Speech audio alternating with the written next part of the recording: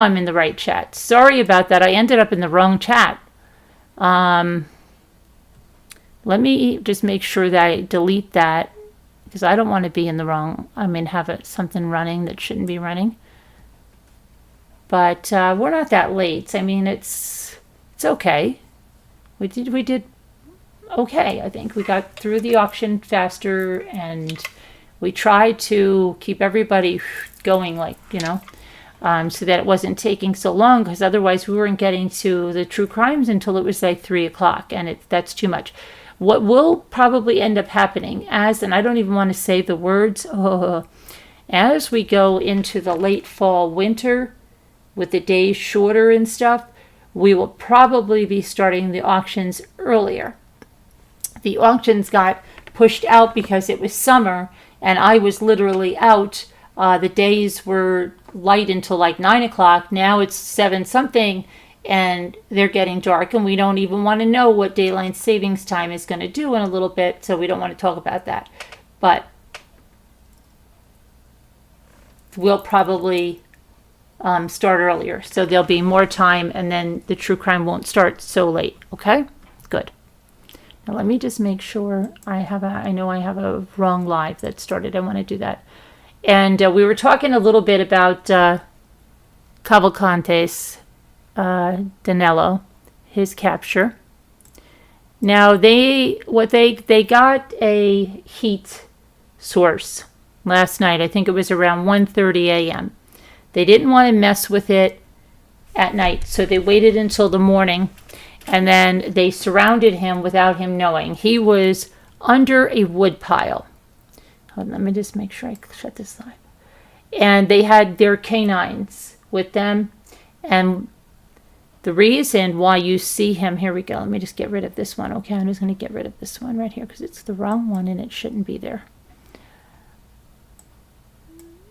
The reason he has got blood, and I want to show you just some pictures here because he was bit on the scalp and he had blood running down his face, and he tried to get away. Okay, he tried, but they got him, and he was in an Eagles sweatshirt. Now I bet there's probably 99,000 as soon as I saw that it was an Eagles sweatshirt. Now I don't know, I'm not following this teams at all, but I don't know where they are in the standings. But I said, can you imagine if it'd be like these conspiracy people, if the Eagles won the Super Bowl or something, they would say, oh, see, that was that. But anyway, yeah, no, it just happens to be that he's near Philadelphia and he found an Eagles sweatshirt somewhere. Anyhow,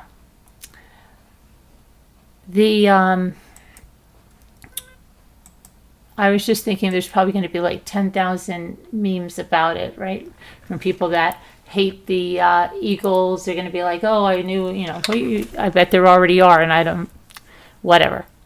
Okay, so let me show you the thing that I was concerned about. So then they all took pictures with him, it's a few, whatever.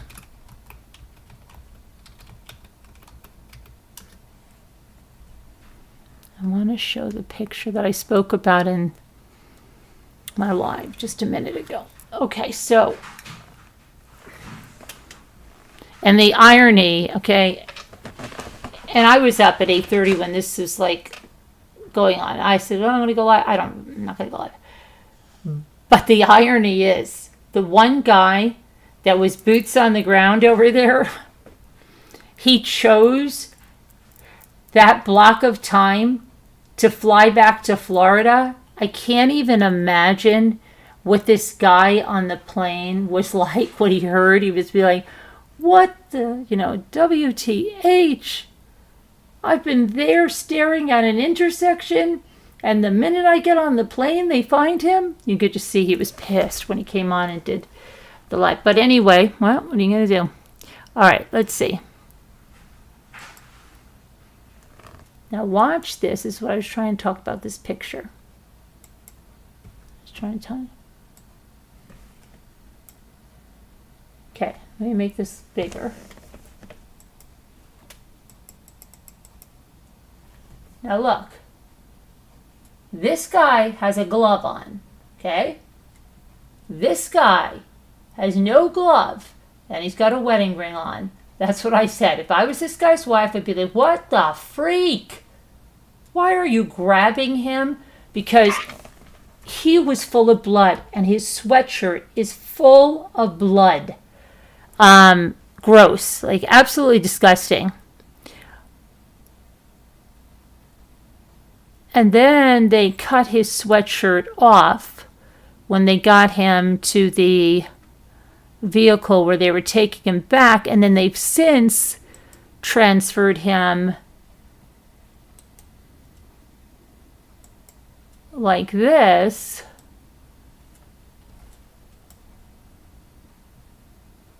You see now the officers have gloves here. And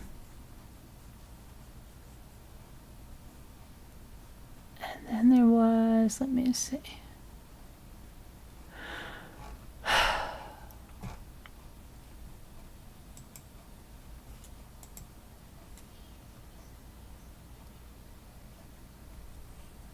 I want to get it. Let's see. So the authorities repeatedly defended their strategy, pushing back against reporters who raised questions about how, for example, the fugitive skirted around the search perimeter over the weekend. Officials insisted they were frequently stymied by tough weather conditions, the heat and humidity, and they faced grueling terrain from heavy woods to drainage ditches.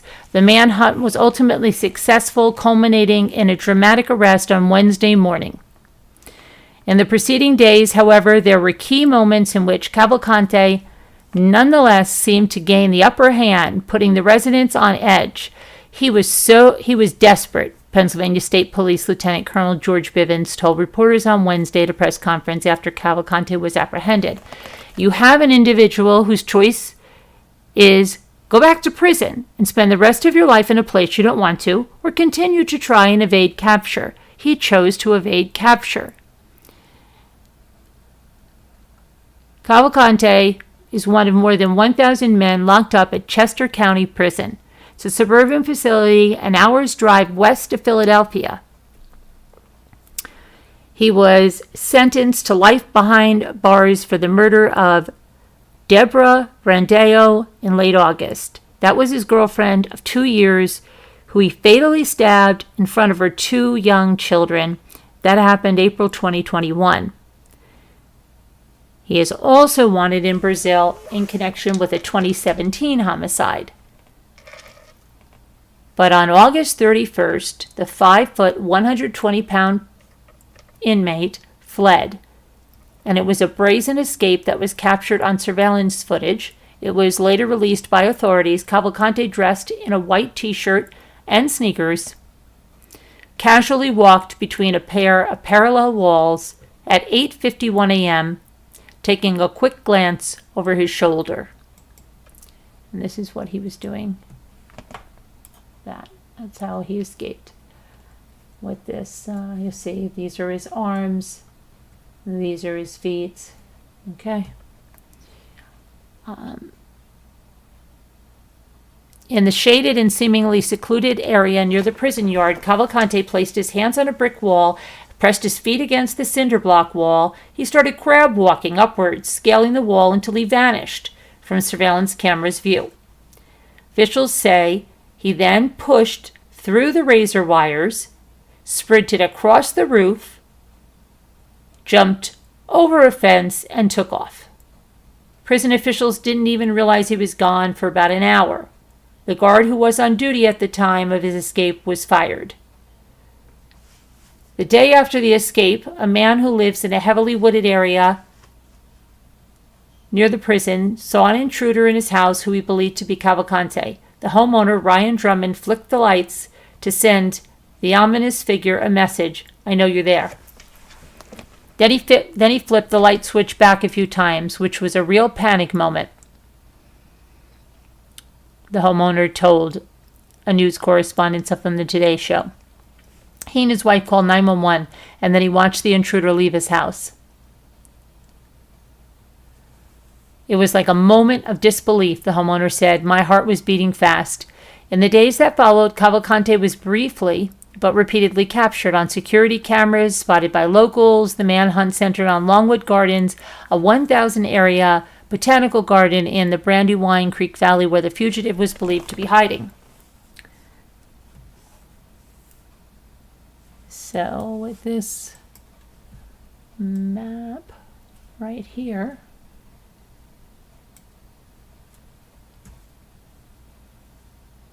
so number 1 here is where he escaped. Number 2, September 1st, that's where he was spotted by that homeowner. 3, right over here, that's the spotted on a camera in Longwood Gardens. And then we go up over here is the next place he was spotted, and that was September 10th and spotted on a camera in Phoenixville with a changed appearance. That's when clean shaven, that hoodie and stuff, right? The next place was September 11th, right over here. And that was he was shot 7 times while stealing a rifle from a garage in South Coventry Township, which said it was a sawed-off .22 with a 10 magazine capacity, a scope, and had a flashlight. Okay, September 13th, right here, where he was captured in South Coventry Township. He was in a place that was very rural, said a retired sergeant for the New York State Police Department. I think a lot of people don't realize that outside the city, Pennsylvania, is a lot of farmland. You have a huge area with plenty of hiding spots that I was trying to show you last night. Culverts, barns, empty houses, exactly. Officers worked around the clock, searching for Cavalcante, combing through the area relentlessly. Pennsylvania State Police Lieutenant Colonel George Bivens said he pointed to several factors that made the operation very challenging. Longwood's dense vegetation and large drainage system, the heat and high humidity, and the sheer weight of all of the officers' equipment. They are wearing uniforms with bullet-resistant vests. They're carrying a lot of equipment. Certainly adds to the challenge. With that said, I have not heard a single complaint, and I believe our people are up to their task. On the night of September 9th, Cavalcante pulled off one of his boldest gambits. He somehow managed to break out of the search perimeter, stumble on an unlocked van. The keys were left inside. He jumped in and sped away with a refrigeration unit still on top. The owner of the van were dairy farmers at Bailey's Dairy of Meadow Farm. Okay, and friends, the farmer said in a Facebook post, our delivery van was stolen last night between 7 and 10 a.m. when we were still here working. It is believed that Cavalcante used it to flee the area. Cavalcante drove the 2020 Ford van some 20 miles north to East Pikeland Township and Phoenixville, where he tried to get in touch with 2 acquaintances. He was recorded on a doorbell camera yet again, and this time without that dark, scraggly beard and mustache. He was clean-shaven, sporting a green hoodie, sweatshirt, and a dark cap. The van was found abandoned in a field behind a barn in East Nantsmill Township on Sunday morning. State Police said the vehicle had run out of gas. The incident raises questions about how Cavalcante was able to breach the search perimeter that had centered on the botanical gardens. No perimeter is 100% secure. It's not a wall. It doesn't have a ceiling. It doesn't have, all of the things that you might normally use if you're trying to contain someone. We use the human element. We use technology and so forth to be able to try and secure the perimeter as best we can. I'm aware of some of the weaknesses. Longwood Gardens presented some very unique challenges. I believe he exploited some of those weaknesses, Bivens said. The retired New York Police Department sergeant explained the nature of a search perimeter in similar terms. It's not like you're putting a literal fence around the place. It's not a cage match in a wrestling ring. Really? No kidding. On Monday night, the fugitive's time on the run took an even more harrowing turn. At 10:10 p.m. Eastern Time, a homeowner called the police and reported that A short, shirtless man had snuck into his garage and grabbed a .22 caliber rifle that was leaning in the corner. Bivens told reporters, confirming that the intruder was Cavalcante. The homeowner, who was in the garage at the time, opened fire at Cavalcante as he fled with the rifle into the night. Police responded to the home on Coventryville Road minutes later, but by then Cavalcante was gone. Near the edge of the driveway, officers found a green sweatshirt and a white t-shirt.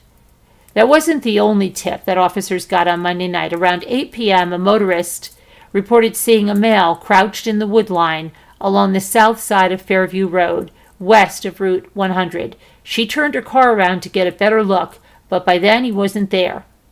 In a news conference on Monday, after Cavalcante was confirmed to be armed with the rifle, Bivens was asked what had gone wrong with the manhunt and again defended the officers in the field. "Sir, I don't know why you would think something has gone wrong," Bivens said. "Our law enforcement people have done an amazing job tracking him and locating him. That proverbial needle in the haystack that they've located, that needle repeatedly. I believe we will be successful in the long run," he added. 2 days later, in the early hours of Wednesday, Bivens was proven correct. Law enforcement officers finally started to zero in on their target.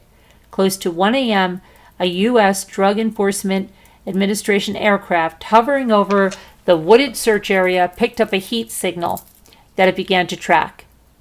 At one point, a burst of lightning forced the aircraft to retreat, but a few hours later, tactical teams converged on the area where the heat source had been detected. They were able to move in very quickly, Bivens said. They had the element of surprise. Officers surrounded Cavalcante, but he seemed to think he could get away. He started to crawl through a thick underbrush, stolen .22 rifle in tow. The officers released a U.S. Border Patrol tactical unit dog who chased after the fugitive and subdued him. Cavalcante continued to resist, but he was forcibly taken into custody. Nobody was injured in the arrest, though the killer sustained a minor bite wound from the canine. There were no shots fired. I wonder why he didn't shoot at all the entire time. You know, he had this homeowner shooting at him 7 times. He was, it's very strange. Photos and videos showed him taken inside the Avondale State Police Barracks, shirtless and wrapped up in a foil blanket. He was desperate. It was just a matter of time, said Governor Josh Shapiro. So that is that. And what they do about the charges in Brazil, I don't know what they'll do at this point. Who he supposedly murdered and all of that. He's already been sentenced to life without the possibility of parole. And what did I do with that? Let's see. I'm going to just take a look at what you guys are saying.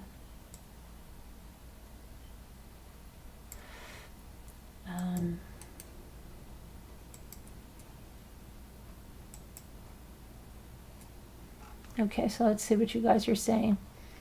I didn't follow the manhunt, but I'm following the AJ Friend case. Yeah, I started looking at that, Jeanette. That case is just so upsetting.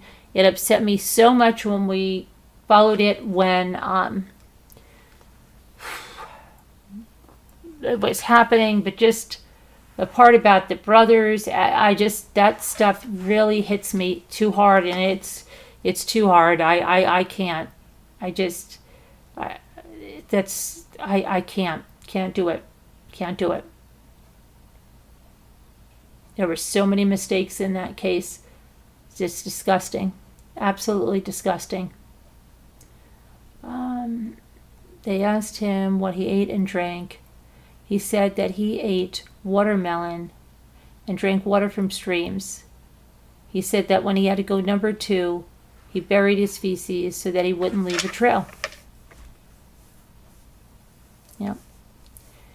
He knew that if he didn't bury his poop, the law enforcement would know exactly that he was near, because they would know it wasn't a bear or a wild animal that took that. Yeah.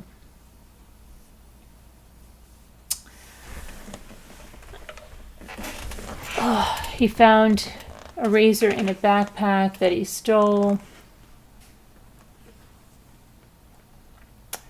So that debacle is over.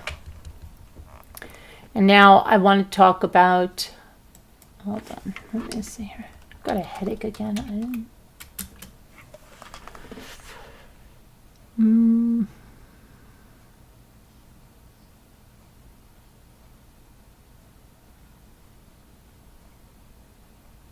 want to talk about real quick.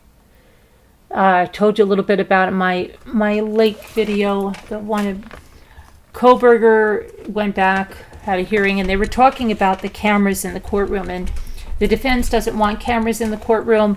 Well, the prosecution is kind of agreeing with them now. And who's not agreeing with them? Because the media is fed up. People are fed up. They say they deserve to see this. You know, it's their right.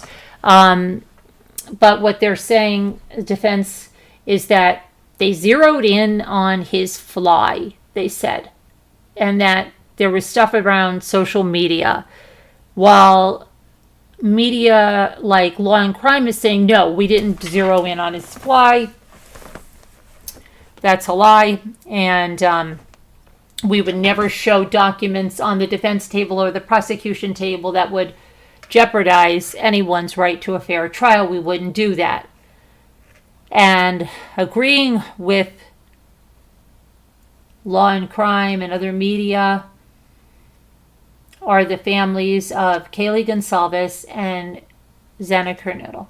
They say they want the cameras in there. They're tired of this stuff being kept private. They want to see this stuff, and they want everybody to be aware of this. So the judge on the issue is under advisement for a later ruling. So that's what's that about.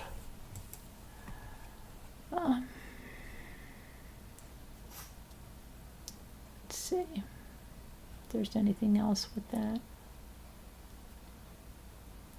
Koberger's defense attorney, Jay Logston, said the courtroom photos and videos have been misused and they're dehumanizing Koberger. They're risking his right to a fair trial. He said the defense team is also concerned that the videos and photos could expose the private notes and records on the defense's table, potentially revealing information that is protected under attorney-client privilege. And I quote, he says, the court, I think, understands our concern about turning this into a spectacle. And allowing photos and video turns it into more of a TV show drama than a court proceeding. He acknowledged that news outlets and others would likely reuse older court images if cameras were banned, but said that would limit the novelty of the case. And I quote, I don't think that we can underestimate the power of novelty. Likening new photos from court to new internet memes that sometimes go viral. Removing this almost sideshow from what's being put out there, we think, would be an important way to take away the sensationalism of this case and hopefully reduce it to just the words on a page. There's an attorney, Wendy Olson, who represents a coalition of news media groups covering the case. Let's see. And said that news organizations have carefully followed the judge's orders about photos and videos in the courtroom. Video and photo coverage of the court proceeding dramatically increased public access. Hold on a second, something just jumped in front of my screen. And understanding about the case. And Idaho's rules about how cameras can be used in court already include tools to protect the right to a fair trial. Second District Judge John Judge appeared skeptical of that claim. The criminal case is an entertainment. He said it's a tragedy. The pool camera operators are not the problem, he said, but the way the images are used by others is troubling.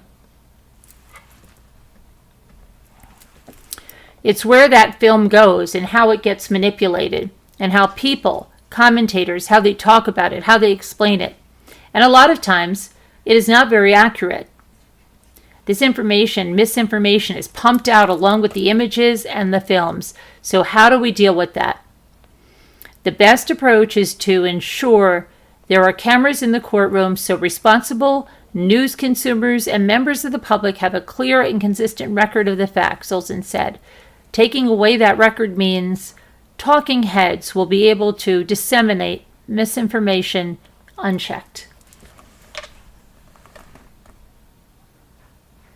The answer is not less sunshine, it's more.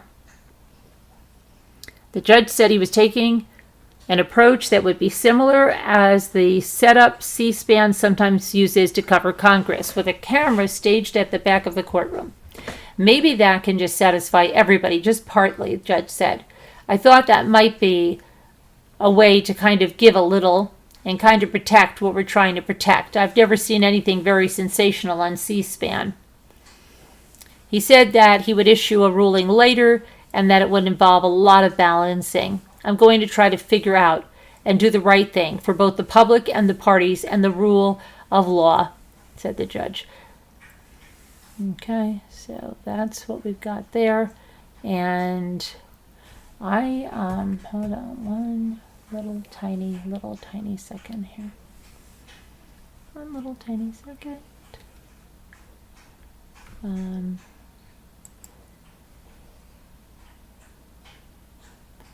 I have to get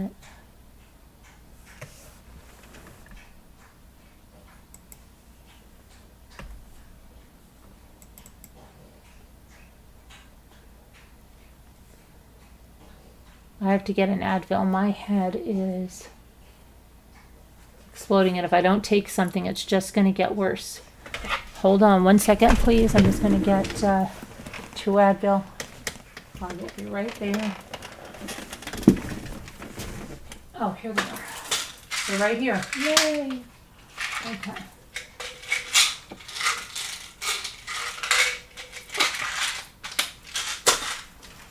Okay, we're going to go on to Jennifer Dulos. And if you joined us last night, and if you joined us in 2019,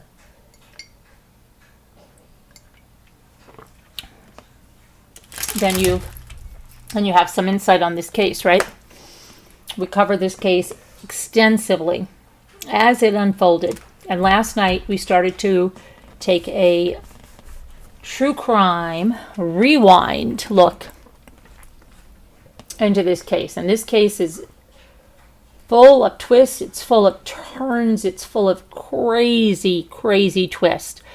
I'm going to recap really quick last night, and you're going to want to go find that video if you did not see it and you're interested in this case. If you were watching the Manhunt, you're going to want to go back to this case. So now I'm just going to give you some cliff notes right here. Jennifer Dulos, the woman on the screen. On May 24th of 2019, she went missing. She went missing after she dropped her kids off at school. Her Chevy Suburban was found in a park, Mawhinney Park. There was no trace of her, absolutely no trace of her. There has never been a trace of her since that morning. And through that affidavit that we read, here is what officers believe happened. She had told her nanny she had 2 doctor's appointments in New York City that morning. It was going to be Memorial Day weekend, right? Now, her estranged husband, Fotis Dulos, you're going to hear some of the crazy stuff he did, but she had sole custody and he had supervised visitation with their 5 children. She moved to New Canaan. He lived about, Farmington is about, let me just see how long we get the exact distance.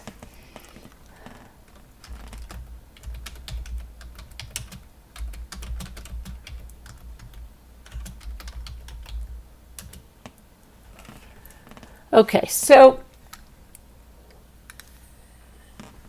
Farmington to New Canaan is about 1 hour and 10 minutes.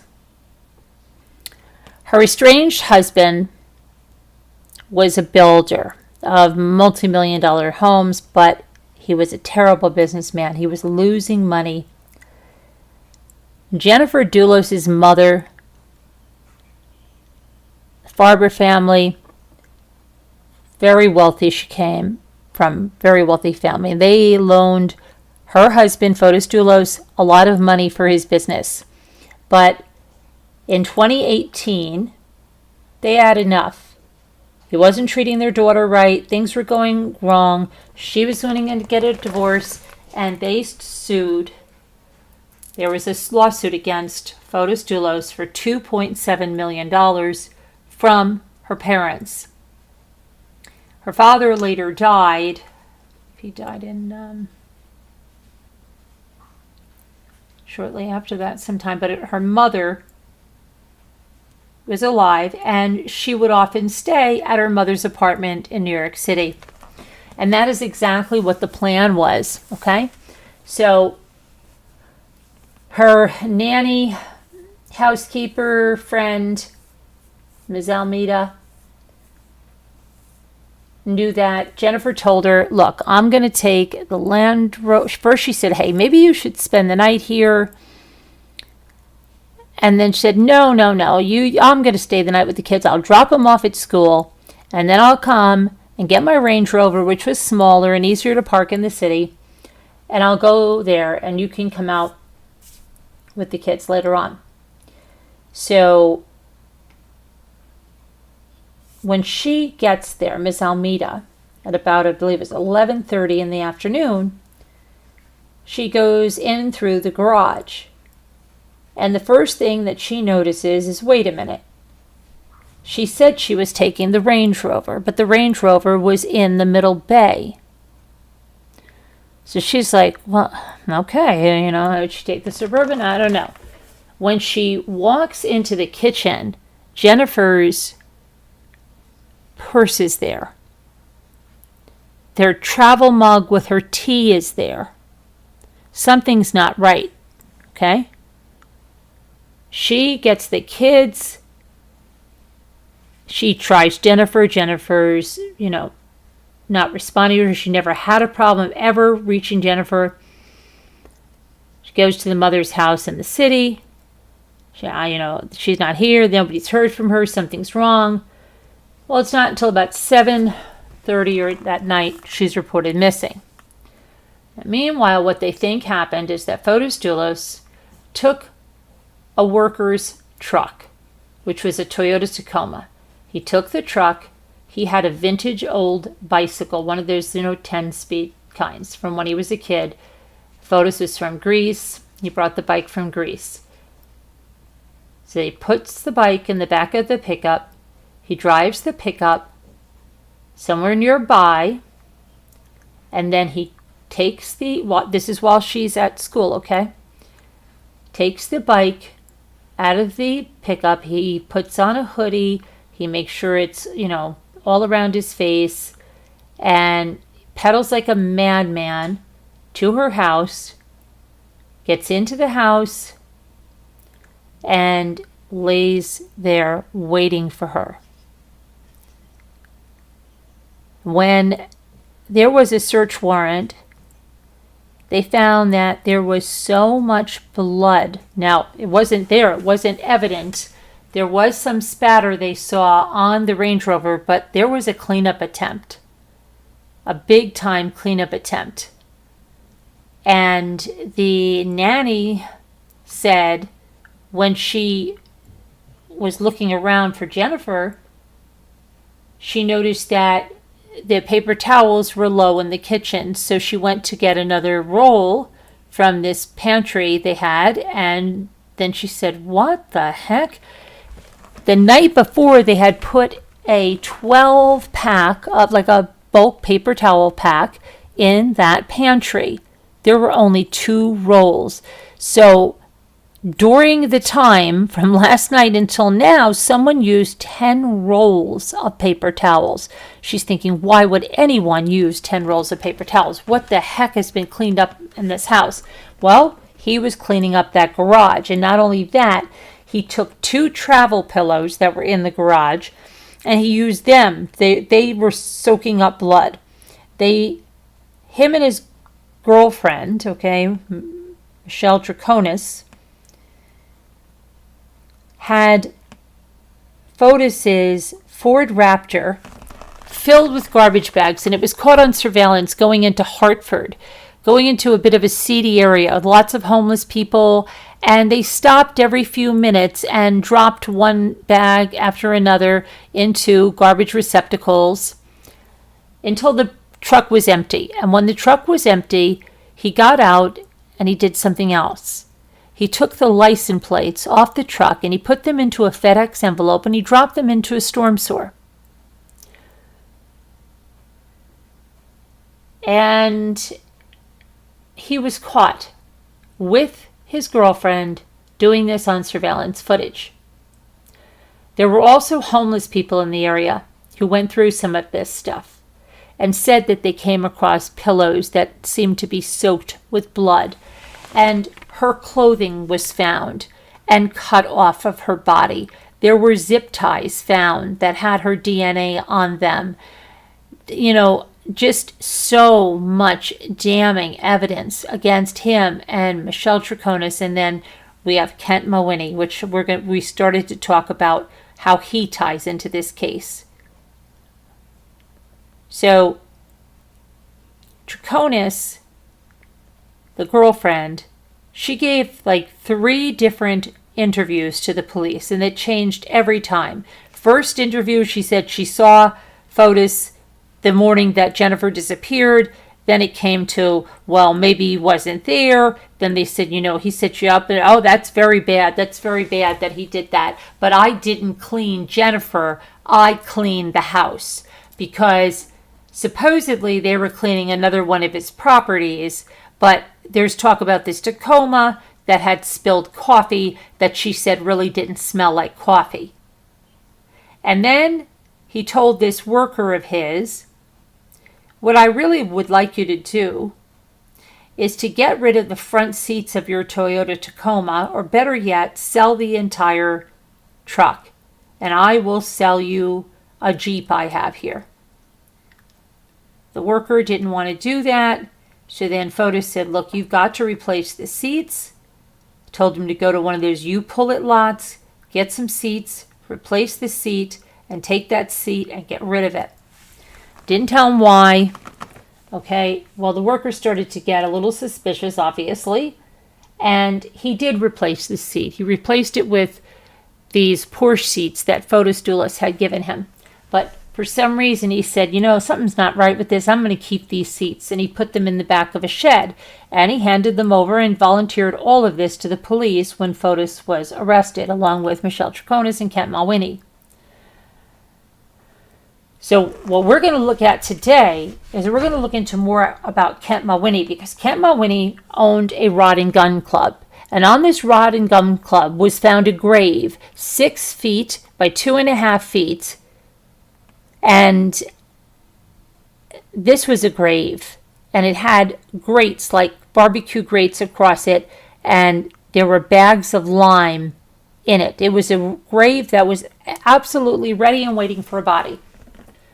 Well, whose body would it be? See, Kent Mawhinney was a friend of Fotis Dulos. So let's talk about Kent Mawhinney, because that's what we were doing last night, and you're going to see how this all ties together. And then we're going to talk about what is going on with Kent Mawhinney and Michelle Troconis today. So like there's like so much. I'm like just going through this because you really have to watch last night. You have to watch my other videos from when this was unfolding, but you're really going to understand it going through this arrest affidavits last night and the other stuff, okay? So now let me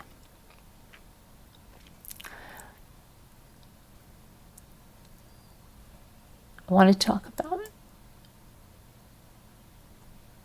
his ex-wife. Okay, so this is Kent Mawhinney.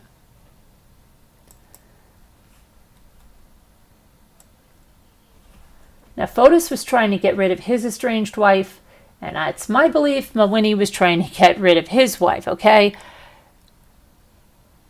Kent was charged in the death and disappearance of Jennifer Dulos. Mawhinney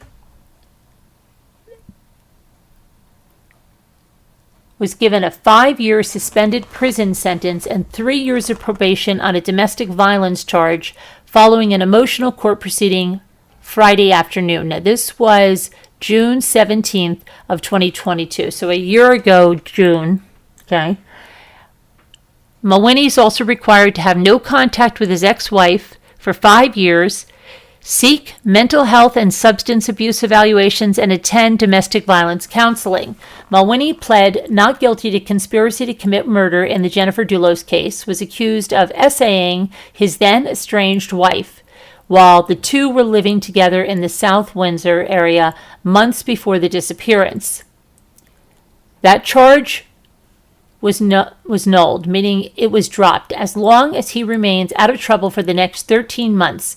But under an agreement forged between his attorneys and Hartford State Attorney Charmise Walcott, Mawhinney pled guilty under the Alford Doctrine to 1 count of violating a protective order. Under the plea, Mawhinney does not admit guilt, but agrees there is sufficient evidence to potentially be convicted. That's the Alford plea, the one that the guy with the staircase took, Michael Peterson. His former wife spoke for nearly an hour during Friday's sentencing. She detailed episodes of financial and SA she claimed Mawhinney committed during their 5-year marriage. I quote, "The once kind man I fell in love with was slipping away," the woman said. While crying, "I found myself making excuses and more for his poor choices." She used graphic language to describe the intimate life and the abuse she contends she suffered in hopes of getting Hartford Superior Court Judge Kevin Doyle to issue a standing protective order, barring Mawhinney, a suspended attorney, from having any contact with her for life. But Walcott intervened as the woman was speaking to explain the SA allegations couldn't be proven, and they were deemed not credible by a family judge during the couple's divorce and by a civil judge who heard the woman's request for a restraining order in July of 2020. These were events that occurred over a 5-year marriage, Walcott said. "I just want to make sure the court understands all of the facts."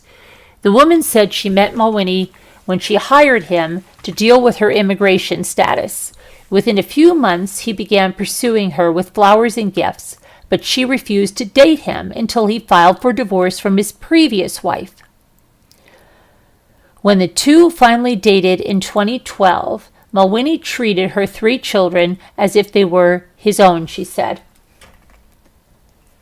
He made them feel special and loved. The woman agreed to quit her job so she could be a full-time mother to her own children and his 3 children. They eloped in 2013, and they continued an idyllic lifestyle until Mawhinney began drinking frequently and often frightened the children with his behavior. When they fought, the woman said Mawhinney would force himself on her, and she would submit to keep the peace. Mawhinney filed for divorce in early of 2019, without her knowing. "I was heartbroken. I felt the kids' lives were being shattered." In the days after Mawhinney filed for divorce, she accused him of forcing her to have sex with him in exchange for rent.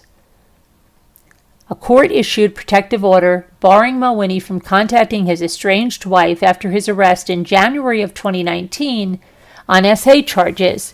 Mawhinney allegedly violated the order months later by asking his friend Fotis Dulos, the prime suspect in the Jennifer Dulos disappearance, to reach out to his ex-wife to see if they could reconcile, Walcott said during an earlier court appearance. After Jennifer vanished, Mawhinney drove by his estranged wife's house after she rejected his attempt at reconciliation through Fotis Dulos, and Mawhinney pled guilty to violating the protective order in February. However, the deal is not connected with any potential help Mawhinney is providing prosecutors in the Dulos case, Walcott said at the time. Okay, that's just a little bit, but that's get to the point where she sees the man going to her deck, okay? So let me just get that. There's just so much craziness in this case.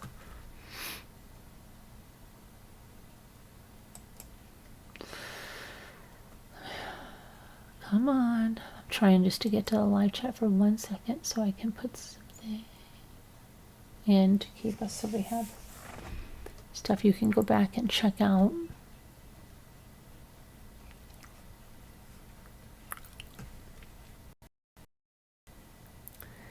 And the computer is going so slow. Oh my goodness.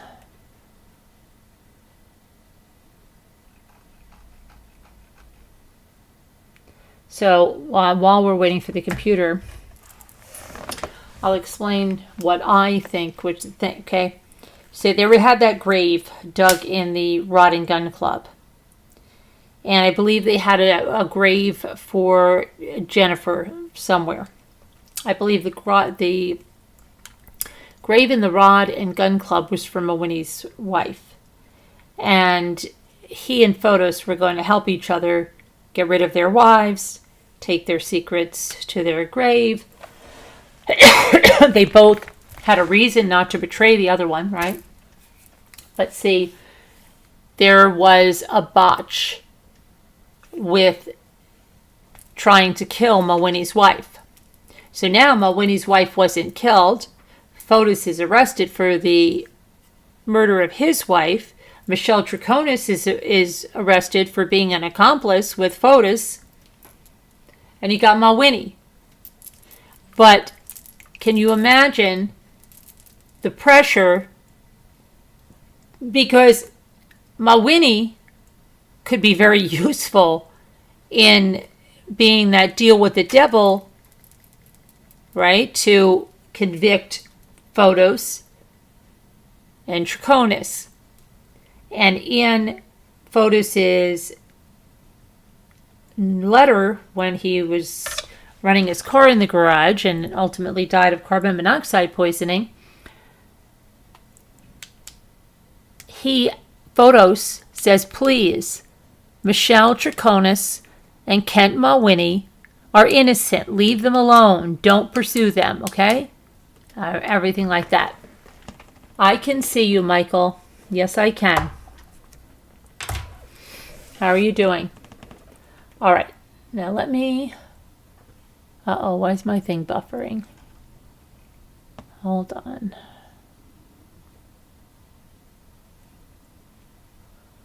What happened with Mawhinney? Yes, I'm gonna fill it all in. I'm gonna fill it all in. Something's going on. My thing is buffering. It's saying excellent connection, but I'm showing buffering. And I can't. It's not letting me move on. Okay, so I'm just going to keep talking about what I know about, okay? So when I kept saying, Fotis must be thinking, oh my gosh, Mawhinney is going to sing like a canary, because Troconis and Fotis got bail. They made their bail, but Mawhinney did not make his bail, and he was in jail. And that is like further that he's thinking, oh my gosh, right? Look at these two. They're out. I'm here. You know, it just, I don't know. It's just crazy. Okay, now it's, hold on. I'm going to tell you, Jeanette. I'm going to tell you. I can't speak any faster. I'm going to be, I can only speak so fast. Okay. Yeah, just refresh, Michael. That's what I just had to do. Okay. Let me go back now, and I'm going to...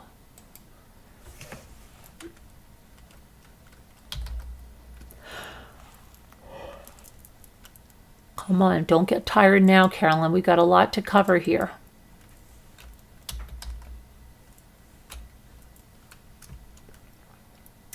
Okay, Mawhinney. No whammies, no whammies. I don't even, I know what everybody says what that is, but I'm like...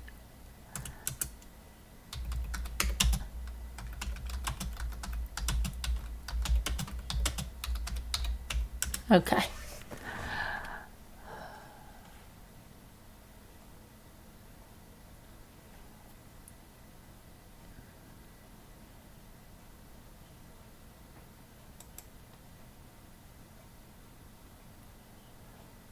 So I'm getting the information.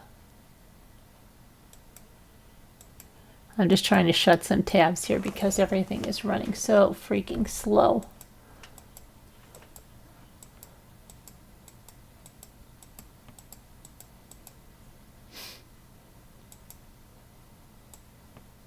Okay. I think this will be better now that I've shut these tabs down.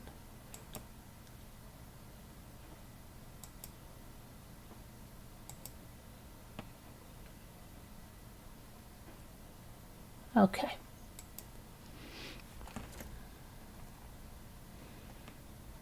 All right, so on January 9th, 2020, when Mawhinney was in court, there was a new video obtained that was raising more questions about the involvement of Kent Mawhinney in the Dulos case, and it gave a window in his own personal affairs. The video showed a person in a black hoodie holding what appeared to be a bag. The person was walking back and forth outside the South Windsor home where Kent Mawhinney's wife lived.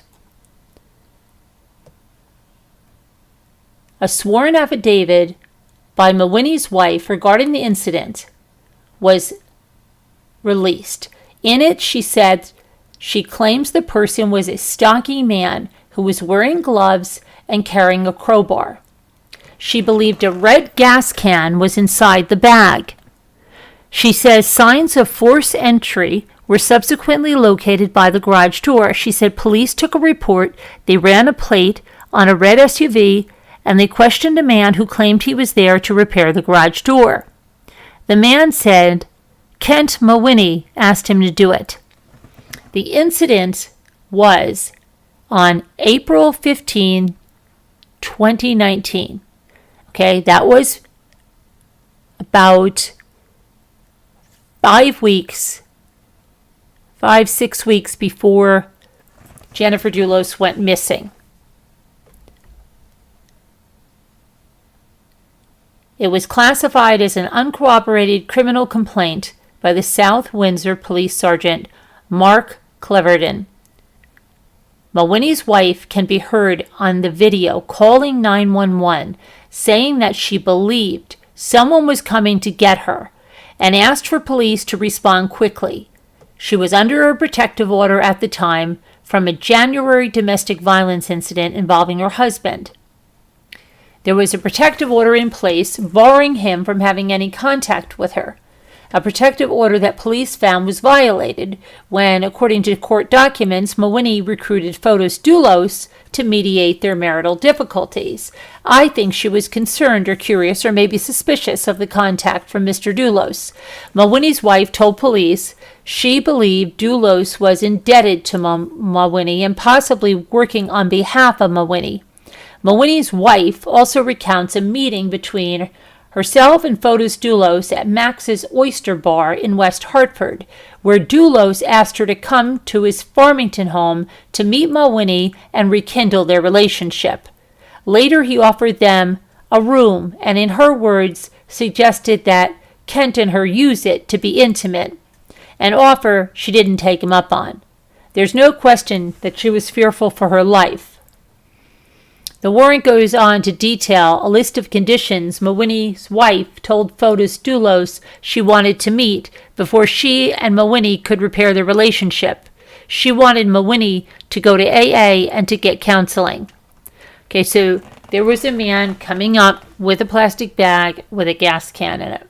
You try to figure out what that was going to be. And remember that there was a grave that was already dug with bags of lime in it.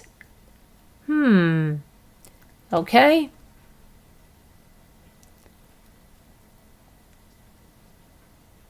Now, let's go.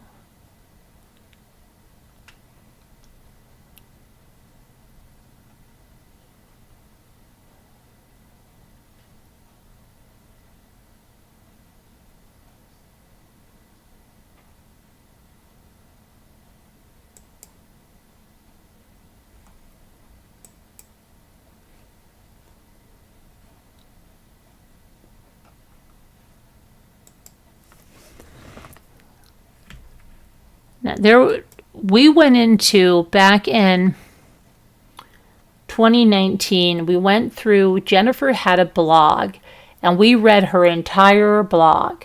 I have videos on it. You should go listen to that. It should be in the Jennifer Dulos playlist. But there was a very, one of the blog posts she wrote was about this family bed. And it was,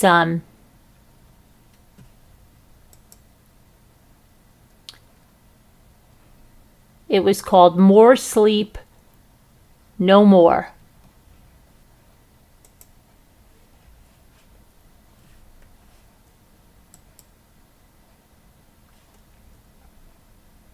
And this was, and it said, here's her post, okay? Stop it.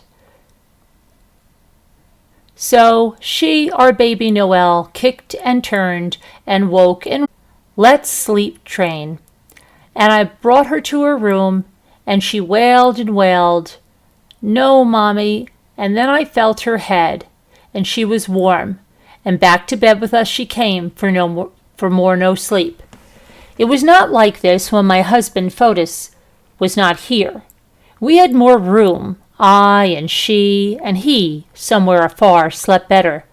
But if Fotis is to come back, he leaves again today, next Tuesday, then we do have to get this dealt with, which may mean her crying, but it's just so heart-wrenching. Then again, who can subsist on no sleep and kicks in the nose? My grandma Rose once really let me and my older sister have it when we were staying with her. The first night, we got to sleep in her plush red satin spread on top bed. We felt we had arrived, but when she woke the next morning with my foot in her mouth, she shouted, "That's it!"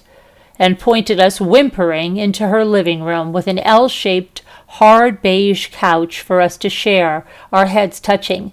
My sister berated, "You've ruined it for the both of us." I could only say in defense that I'd been asleep and was probably about 3 years old at the time. Will Noelle be banished from the kingdom of the family bed? Will she learn or be forced to sleep alone?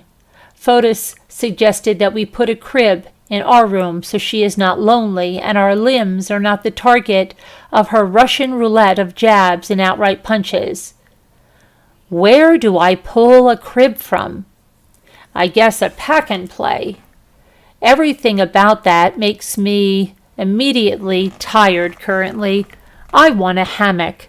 I saw an ad for Las Ventanas in Mexico, some resort that Jennifer Aniston frequents. I want to go there to frolic and just to be subsumed by the plush white beach chairs, to have a fan breeze on me, to be served sliced pineapple, even if I don't feel like eating it. Fruit makes you bloated, especially if you're pale and in a bikini. Mexico, Los Cabos, such a nice alternative. Thought to 54 degrees, Farmington, bed drama. Oh, Noelle, I know this too shall pass, but I fear I may be in a body bag by then. She actually said that, in a body bag by then, that in her blog post. That post was from 2012.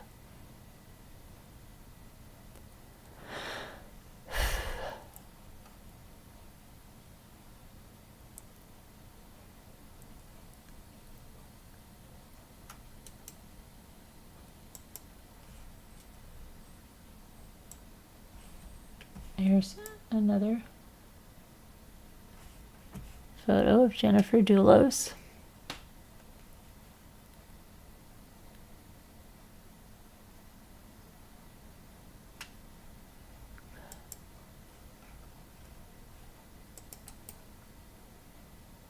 Okay, hang on one little second. Okay, so I did that. That was important to get to. I'm sorry that this is working so slowly.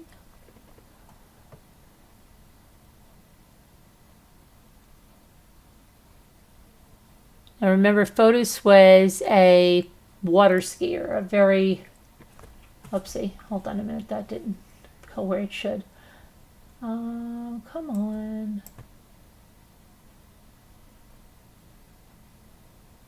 No, I can't.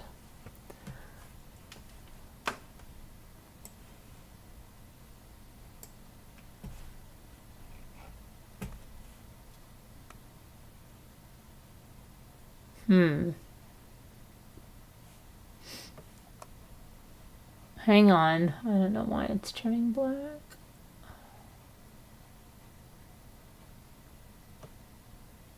There we go. Just wants to be a little jerk. Just wants to be a little jerk. I can't get to the... I'm going to try to get to the live chat again.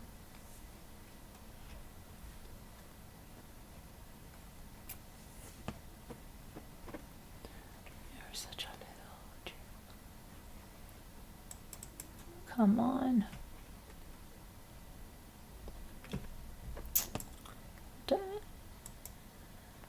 Okay, let me try to get there again. Okay. Here we go. I am very sorry. Very, very sorry. Here I am. I'm back here in the live chat. Okay. Putting that there. Okay, Michael says, I was going through my daughter's room today and I found a note she left for me before school that day. You just found that, Michael? After, that's a long time, huh? That must have been special.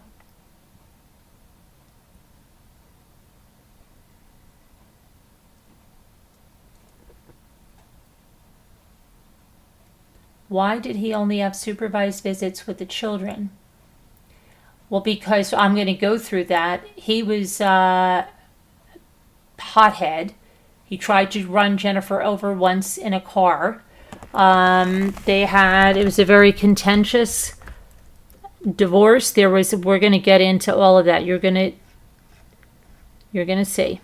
Okay. So I just want to go through. Let me see. Let's look at that.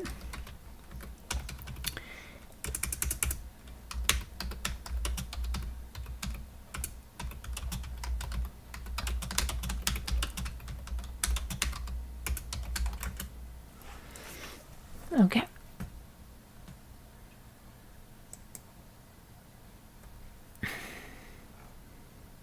Now, here's a picture of Fotis when he was alive and when he was in court. Let me make this. Oh my goodness. Where? Can't I put that down? Mawhinney, let's get rid of you right now. Fotis, let's put you here, okay? Fotis in court. There's Norm Pattis over here, okay?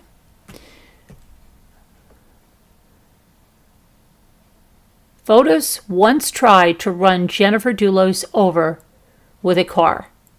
The family nanny told police this. Lauren Almeida is the family nanny. She said at least several times she witnessed an altercation between Jennifer and Fotis, who were locked in an ugly divorce battle.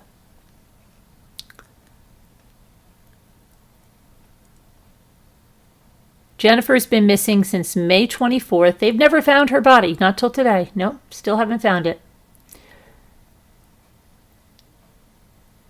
She filed for divorce in June of 2017 after about 13 years of marriage. In trying to gain custody of the couple's 5 children, she wrote, I am afraid of my husband. I know that filing for divorce and filing this motion will enrage him.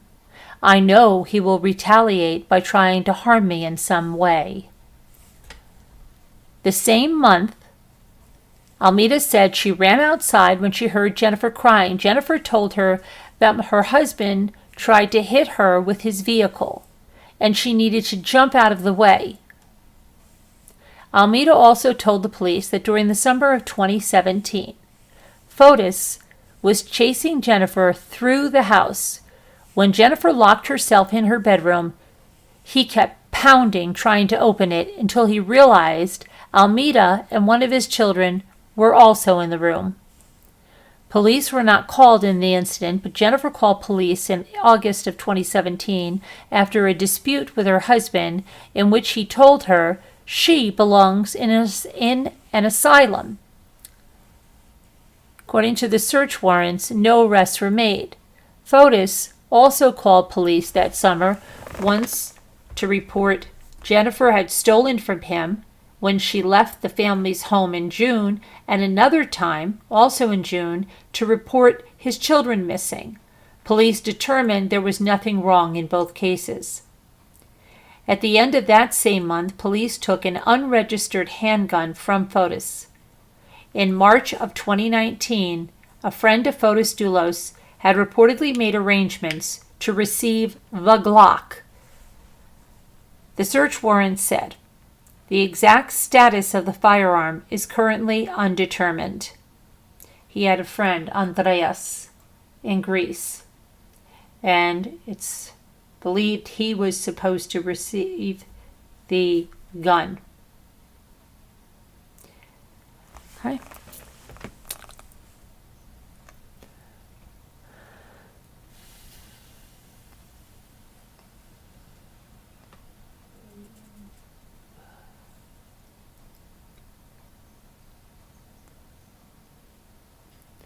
Fotis' mother, Cleopatra Dulos, was killed. Now listen to this, okay? You have to listen to this now.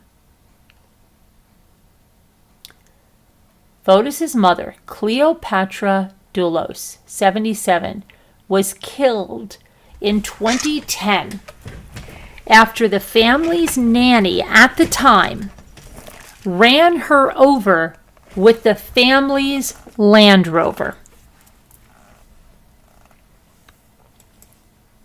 This is the one about the nanny. Yeah, this is just insane, okay?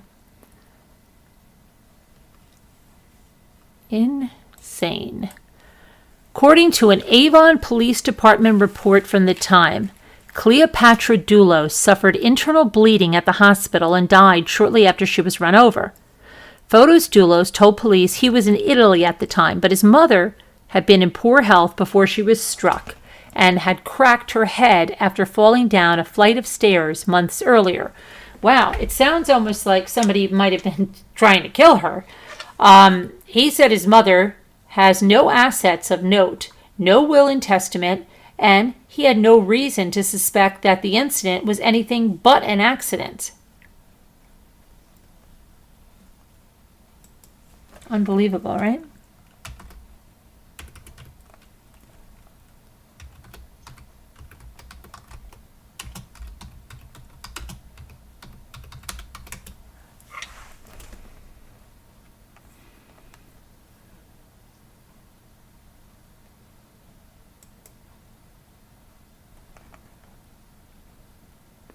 Okay, let's see.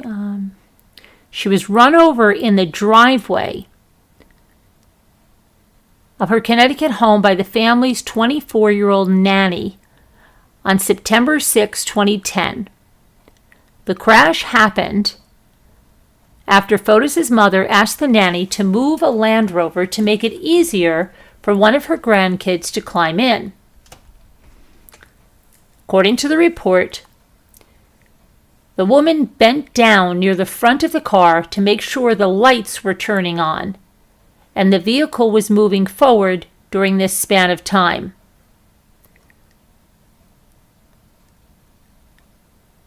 The operator of the vehicle was not familiar with the vehicle and began trying to turn the vehicle's headlights on when she heard a noise, but she didn't think anything of it until she got out of the vehicle and saw the woman lying on the driveway. It wasn't apparent to the person operating the vehicle that she ran over the woman. Police say they didn't believe it was a criminal event. Dulos was taken to the hospital and died shortly afterwards. 3 months later, police learned that Dulos had died as a result of the accident and went back to interview the driver, who was still employed by the family. I assumed she had moved far away from the vehicle, but apparently she had fallen down next to the vehicle, out of my sight," the nanny told the police. "I pulled forward and I heard one of the grandchildren scream from the back seat." The nanny reportedly said she found Cleopatra injured and unconscious in the driveway and that Jennifer Dulos called 911. Fotis Dulos was questioned and told the cops he was in Italy at the time of the accident. He said his mom fell down a flight of stairs and cracked her head a couple of months before the accident and was still taking painkillers. "I was told by my wife, Jennifer, that 3 days before the accident, when I was in Italy, Cleopatra lost consciousness a couple of times and fell to the floor. When asked, he also told cops that his mother had no assets or property value."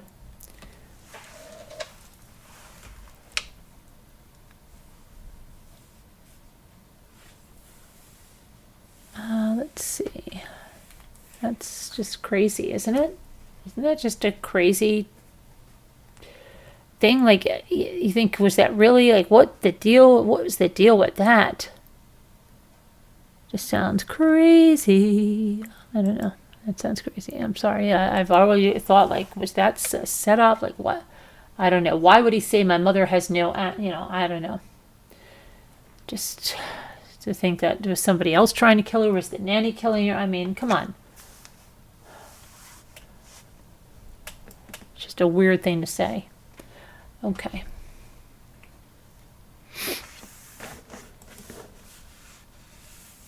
So let's see. Fotis Dulos told his wife Jennifer that he wanted to move his mistress Michelle Troconis into the marital home and for them all to live together with their kids. That is according to a friend who was interviewed by Vanity Fair. They said that Dulos had told Jennifer he was no longer in love with her, but wanted to remain a family with her and their 5 children. This person said it was in 2017 and he told his wife he'd been having an affair with Michelle Troconis. And not long afterwards, when Jennifer and Dulos came to blows again, they fought to continue the marriage despite They fought to continue their marriage despite the affair with Troconis. He told Jennifer that their family home in Jefferson Crossing was big enough for them and their kids and Michelle and her daughter. So this is according to that friend. Okay, this is after Jennifer's death.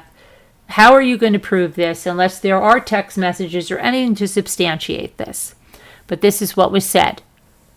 Not long afterwards, when Jennifer and Fotis came to blows again, she moved out with the kids.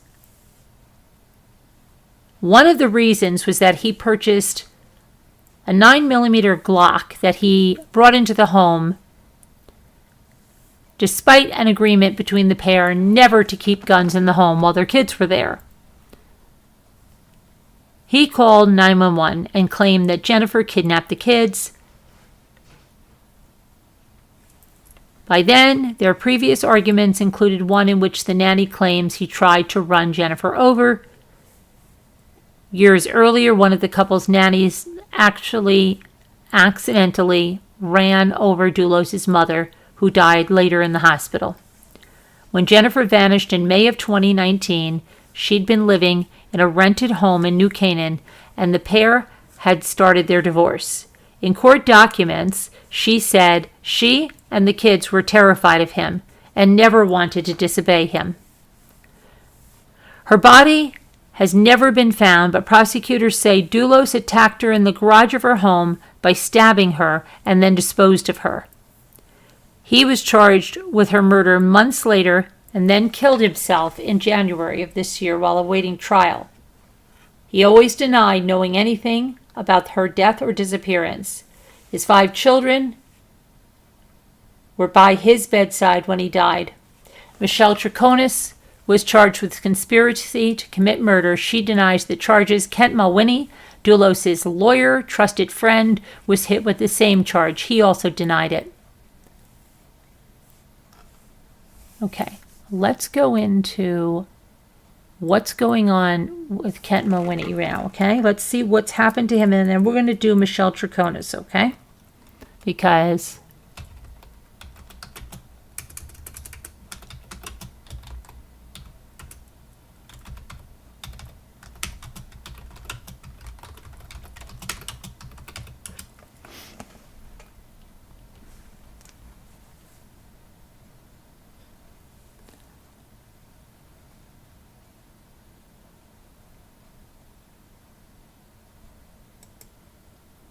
okay, December 16th, Kent Mawhinney, 2022, an attorney who was charged in connection with the 2019 disappearance of Jennifer Dulos, has been released from custody after his bond was reduced, according to his attorney. Police have been searching for Jennifer Dulos, the mother of 5 from New Canaan, since she disappeared May 24th, 2019, after dropping her children off at school. Her body has not been found. Troconis and Mawhinney were charged with conspiracy to commit murder. They have also denied having anything to do with the disappearance of Jennifer. In the warrant for his arrest, police say Mawhinney changed his story about his whereabouts, leading up to and after Jennifer Dulos' disappearance. Mawhinney's lawyers have said the state does not have a strong case against him. In October, Mawhinney was arrested accused of tampering with his GPS ankle monitor. Bond for him was reduced from $1.5 million to $246,000. His attorney, Lee Gold, said Mawhinney was released Thursday and the court imposed a home detention condition that allows Mawhinney to leave home only under certain circumstances. Okay, so he finally got himself out. And let's see what's going, but he's on house arrest, okay? And let's see what's happened to him since that. That was October of 2022. And then on May 15th of 2023, judge lifts the house arrest for Kent Mawhinney. A judge lifted the house arrest on Monday for one of the 2 people charged with conspiracy in the death of New Canaan missing mother, Jennifer Dulos. Kent Mawhinney is charged in the death of Dulos, who vanished 4 years ago in May. Mawhinney was the attorney for the late Fotis Dulos, who was accused of killing his ex-wife. Dulos disappeared May 24th, 2019. Body never been found. Fotis Dulos died by suicide January 2020. According to his attorney, Mawhinney will now be able to travel throughout Connecticut, but will have to wear an ankle bracelet to monitor his whereabouts. No trial date has been set for Mawhinney. Dulos' former girlfriend, Michelle Troconis, is also charged in the case and is awaiting trial. Okay. Now. Okay, Jeanette. Now, Michelle Troconis. Okay, let's talk about what's happening to her, because there's been hearings. Her mother's been on the stand. Her mother is explaining that during a search warrant that was served on the property, her laptop was seized. Okay. She is no longer required to wear an ankle monitor while out on bail. Troconis was Fotis Dulos' living girlfriend when he allegedly killed his estranged wife, Jennifer Dulos, in May of 2019 at her New Canaan home. Troconis faces charges of second-degree hindering prosecution, tampering with physical evidence, and conspiracy to commit murder. Jennifer's body's never been found. Fotis died by suicide. The motion to remove the monitor was granted on Thursday in Stamford Superior Court. Troconis will need to go to bail services to have it removed. The decision in the latest development in this case also includes Troconis' lawyer facing legal scrutiny of his own. In October, the state moved to disqualify Troconis' lawyer, John Schoenhorn, from the case. The prosecution has argued that Schoenhorn had a sweatshirt that he planned to use as proof that Fotis Dulos did not kill Jennifer. but he has not answered questions about how he got the piece of clothing. He allegedly had it for a year before he turned it over to authorities.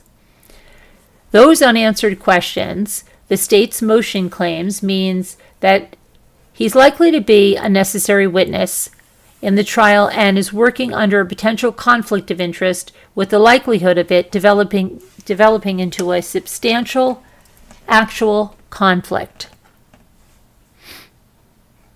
Okay, now.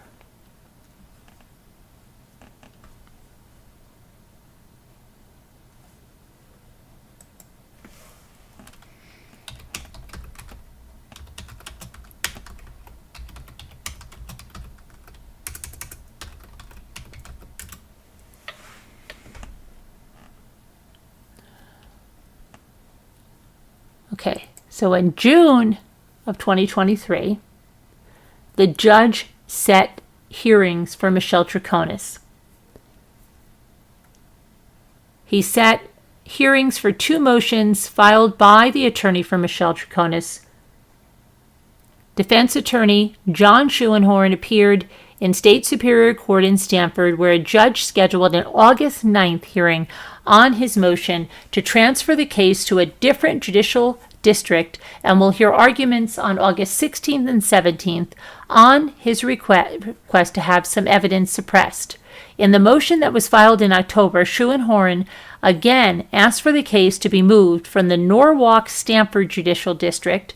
Schoenhorn, who was denied a similar request in 2021, said the case should be heard in the Hartford Judicial District because that's where the crimes his client is accused of committing occurred. That's where they were emptying the stuff into the trash receptacles, that bloody clothing and those bloody pillows and all of that. So he's trying to get a change. Hang on. Okay.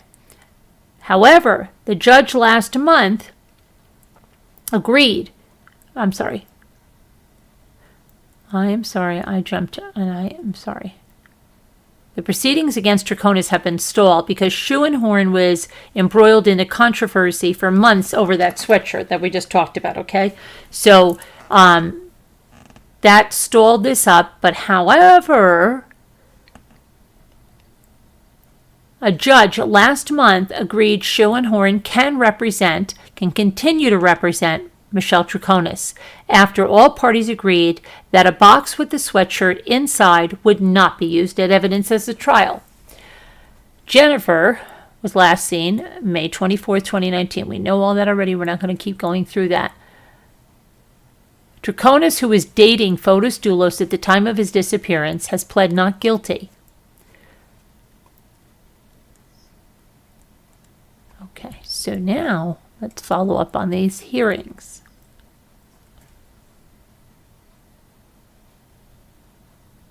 Now this is interesting. Listen to this.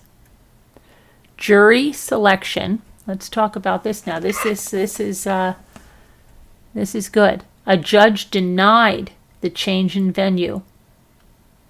Oh wow, we're going to have a trial here. Oh wow. Judge denies venue change in Jennifer Dulos' case and sets jury selection for October 4th.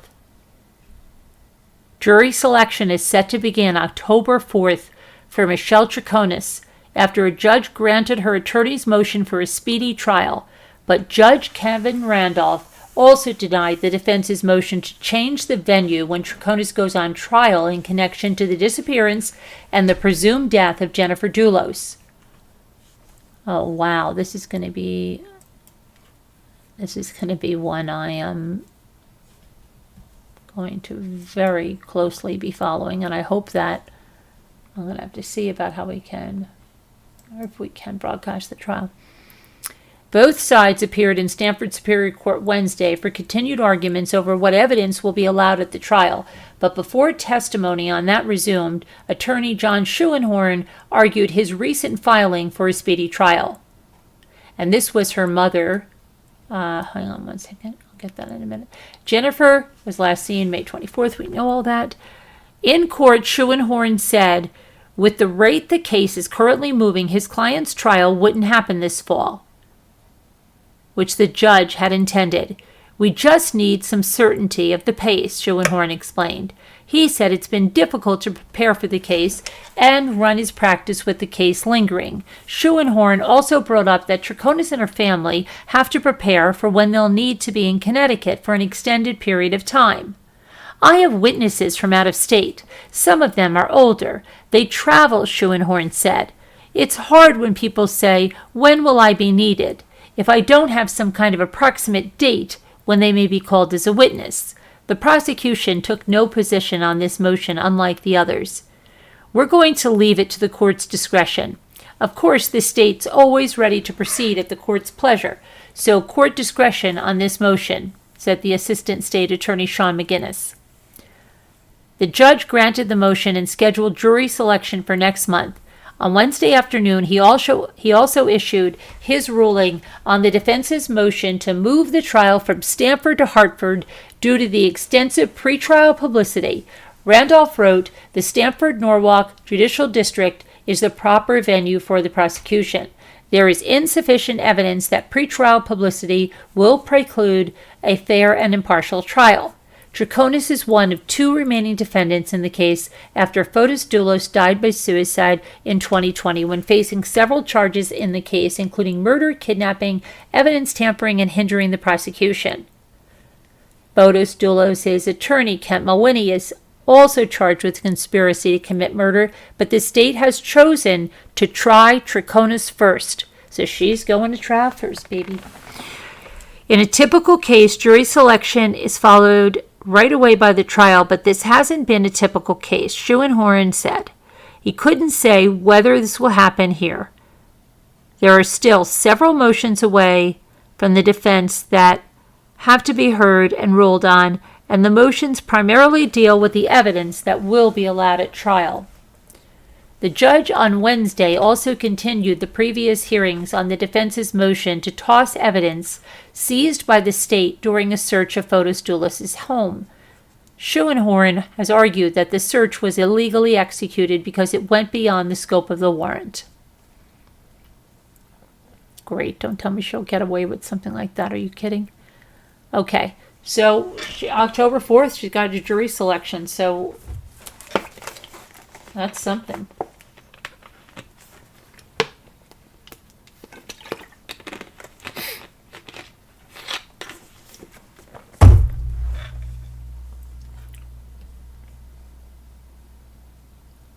Let me get back to the chat and see what you guys are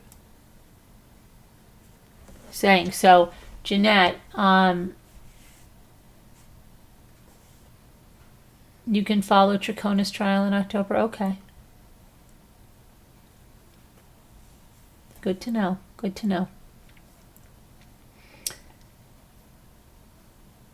So, let me tell you a little bit more about Michelle Troconis, okay? And what about his other girlfriend, the one Fotis, Anna Curry, right? Where did he get that girlfriend from? And what happened with Troconis and him? That's going to be interesting to hear her in court say that, right? Or hear the... I don't know if she'll take the stand, but I'm sure we will hear about it. Okay. So let's go to... I remember them having an Instagram business.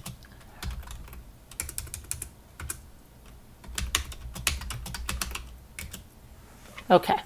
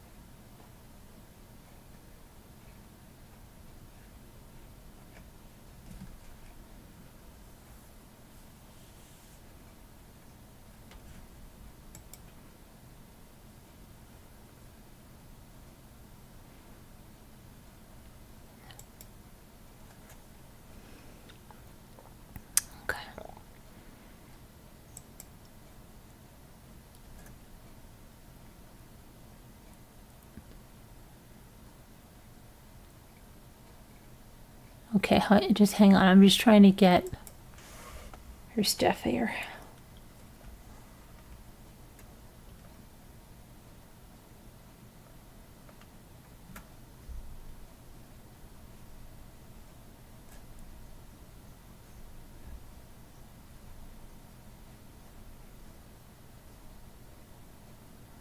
Okay, so she's originally from Venezuela. I know, and she also has ties with Argentina. Her daughter was 12 years old in 22. She's got a 14-year-old daughter.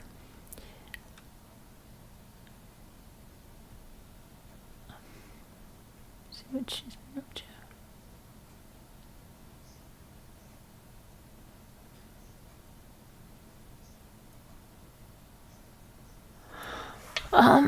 Let's see.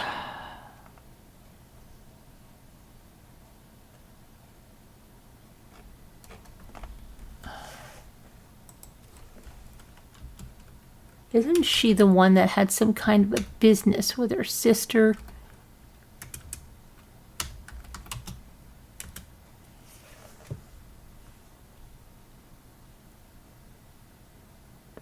Okay, so she rode horses. She reported for ESPN in South America on snow skiing.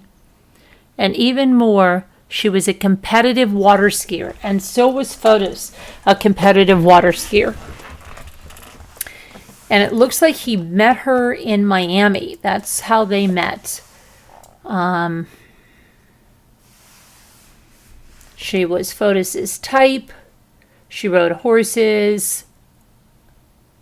Let's see.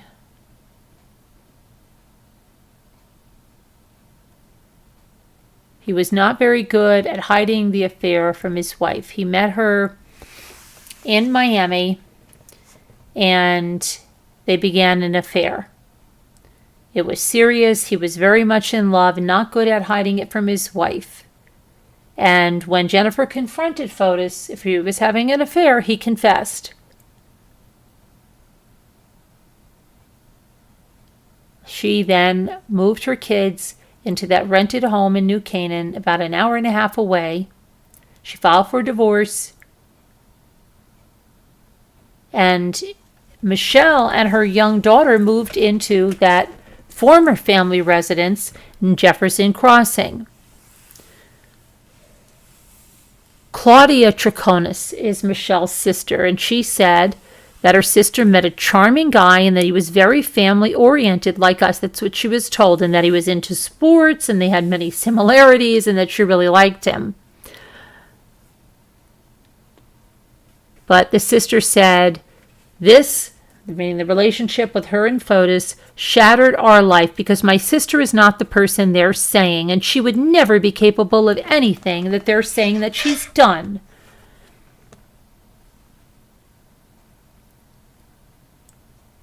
Okay, there's a picture again of Jennifer's house.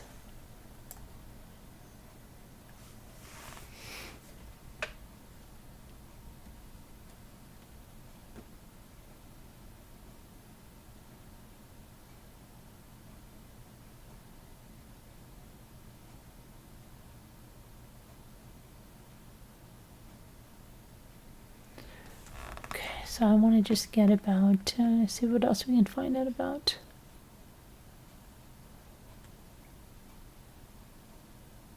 This is,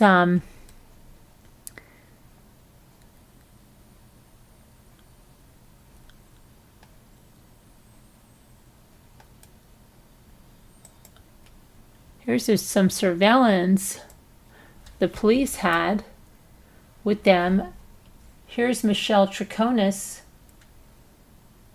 She's reaching towards the sidewalk, picking something up.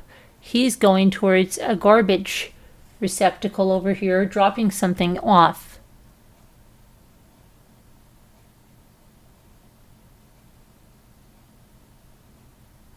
So when they went and picked up these garbage bags, right? Again, they found zip ties with human blood and DNA of Jennifer Dulos. They found a female undergarment. They found a Vineyard Vines shirt. Now, that's funny that the Vineyard finds brand was also in murder. In the size that Jennifer wore, they were 2 ponchos which contained copious amounts of blood and DNA of Jennifer Dulos. And they found more than that, okay? So they realized, wait a second, this homicide investigation now.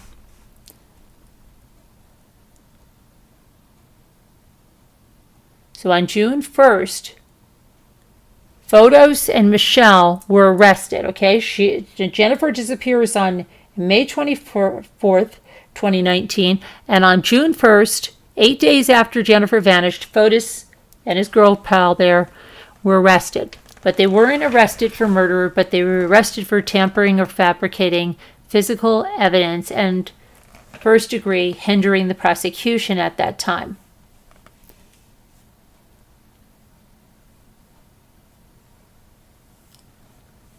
She changed her story multiple times in 3 different interviews, like I said, from going from that he was there and they were intimate in the shower to where she didn't see him and he wasn't there, okay, yada, yada, yada.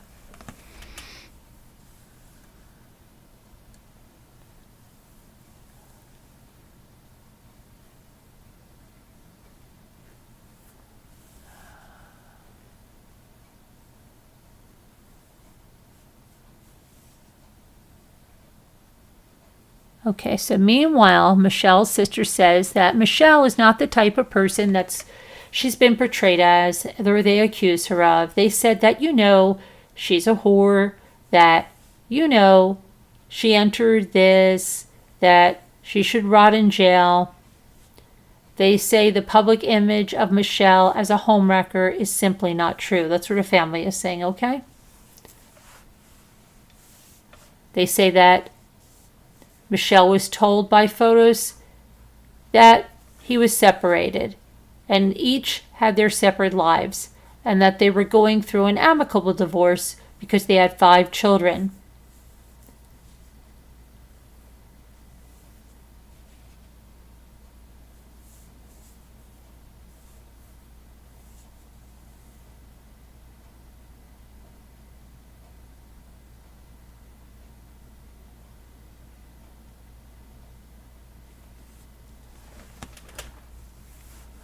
Okay, so when she was being interviewed, she told police that she was chewing gum and it had gotten onto her fingers and she was trying to fling it out of the window. It wouldn't come off, so she wiped her hand on the sidewalk. That's how she explained that, okay? And a little bit of that interview with police, Detective Kimball said, "We think you have information." And Michelle answers, "I don't have, John, but I can walk the whole world with you if you want. I can do whatever you want, but I didn't do it. I have no idea what happened to Jennifer. I have no idea where Jennifer is." But detectives didn't believe her. They believed she was lying and she had much more to say. So Detective Kimball says, "So, if you know stuff that you're not telling us." Michelle says, "No, I don't know."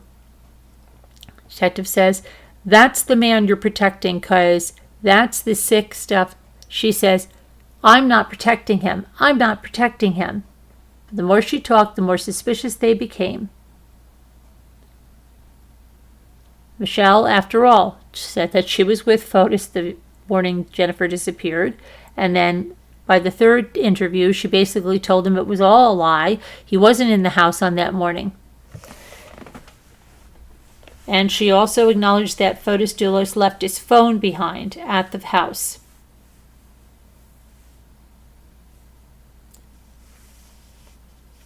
And then, on January 7, 2020, police arrested Michelle for conspiracy to commit murder.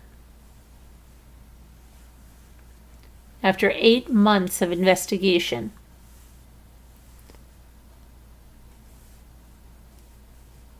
Her sister said, "It's been devastating because we know my sister is innocent."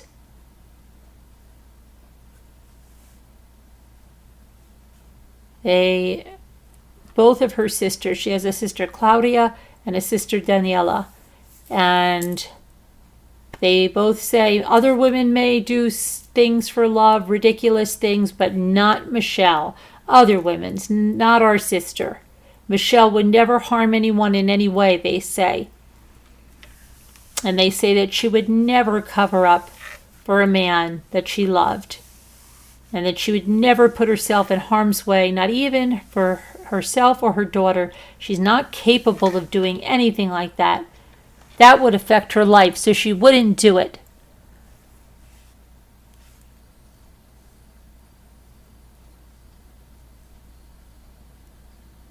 Okay, now.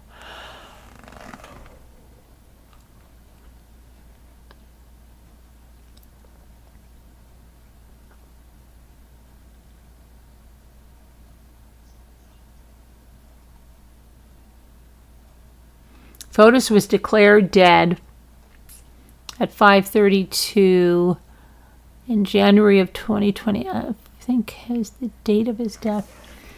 Let's see here.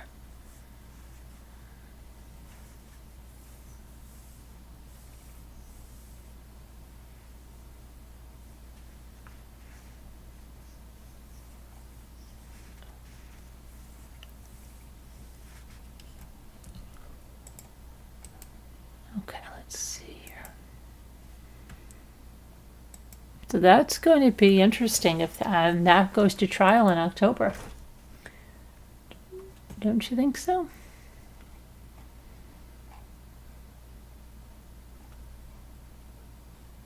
Where's Billy Boy? Did he make it here? He was concerned with the True Crime Live. Billy Boy, where are you?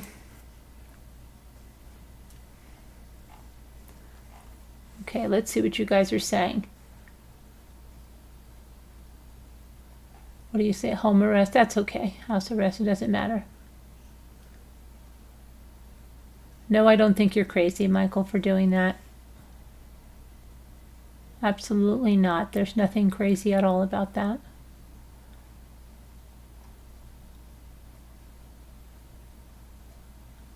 What else? Is there anything else right now you want to find out about? Did we watch a movie on this at one time? About Jennifer Dulos. Let me refresh. Let me see if there was a documentary or something made that we would have watched. I think maybe we did.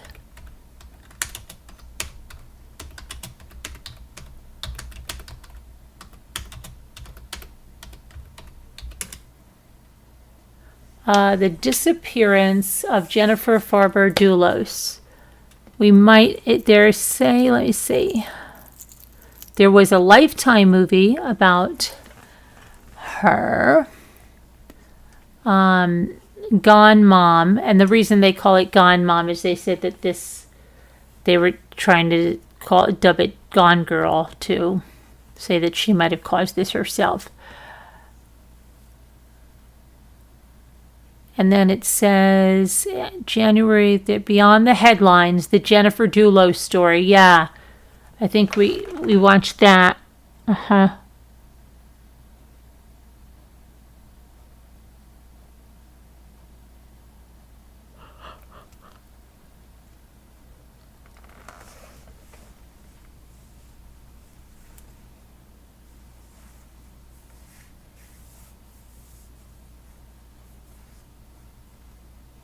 Yeah, Annabeth Gish played Jennifer Dulos. Okay, so let's go on to other stuff right now with Jennifer Dulos, okay? There's a business, I'm pretty sure that they had like beach equipment or something. Let me see. Troconis.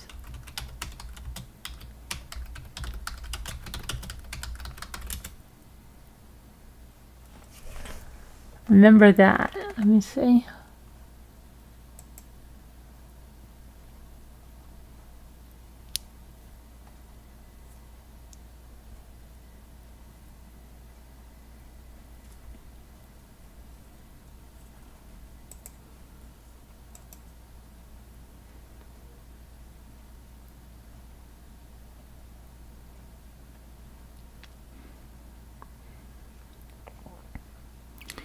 she was working in Fotis's company, but she was also, she's worked as a TV host in South America. Let's see. She's originally from Venezuela. She has ties to Argentina. She's the mother of a daughter. Had been living with her boyfriend in Farmington, Connecticut, in the home owned by Fotis and Jennifer Dulos.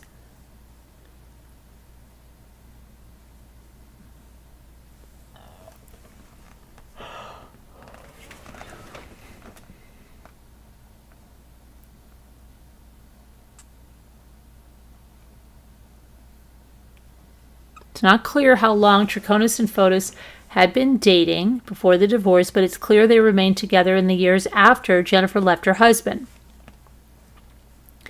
Troconis and her daughter moved into the multi-million-dollar Jefferson Cross mansion that Fotis had built and owned with Jennifer using money from her father.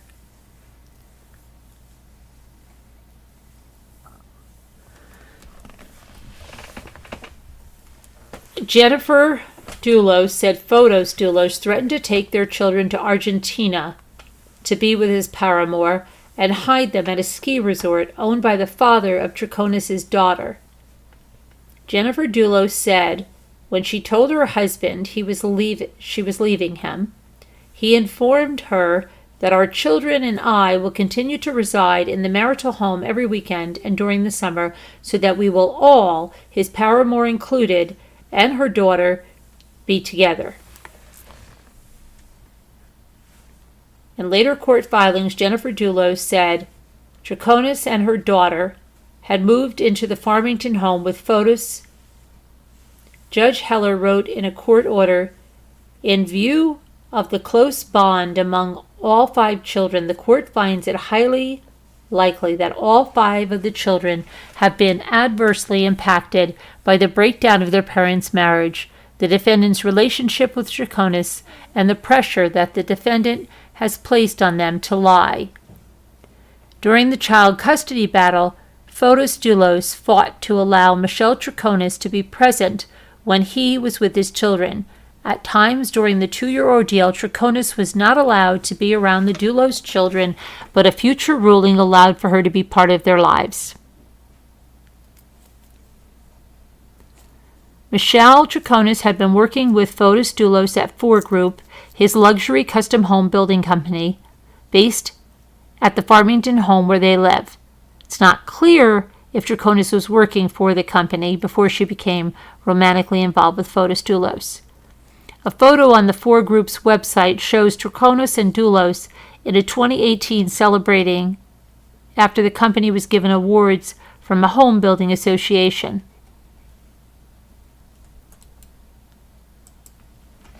And this is them celebrating.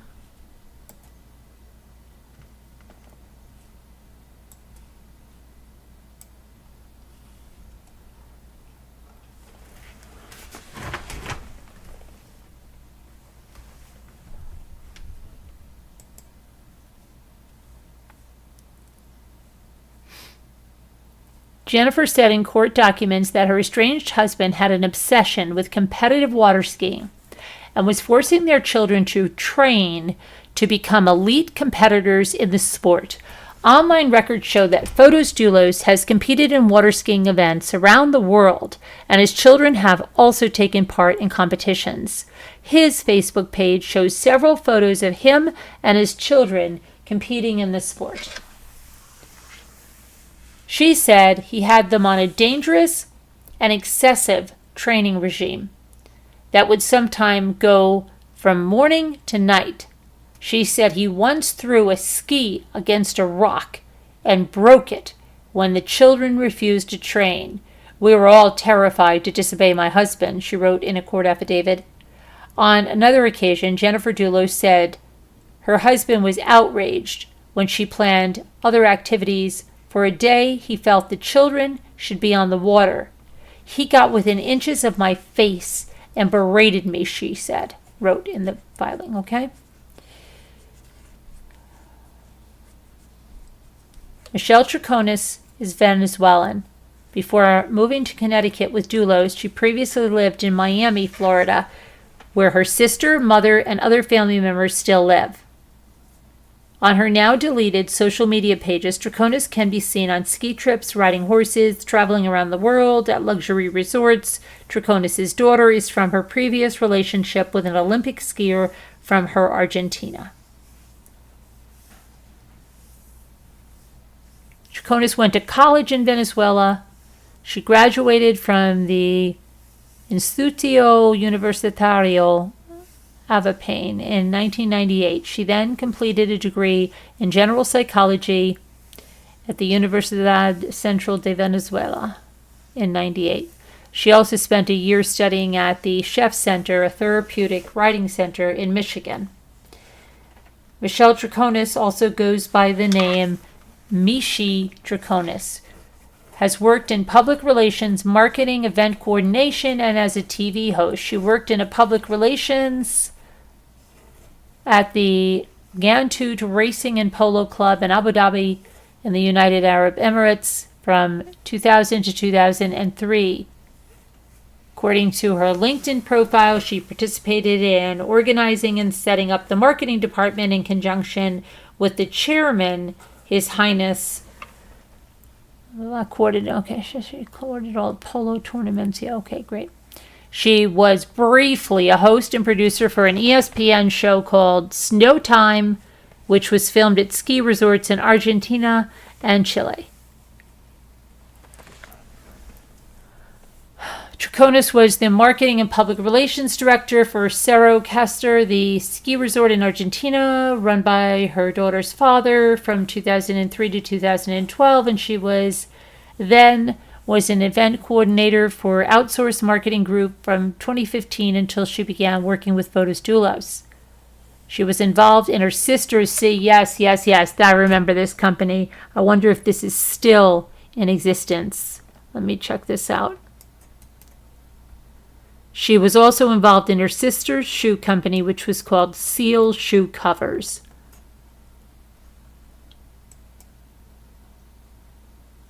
And I'll show you what they are. This is her sister's shoe company. Protect your shoes in style. Okay, so you get these to cover your shoes. So you can jump in puddles and just have fun. And you're not going to ruin your shoes. And they look so stylish and everybody wants them.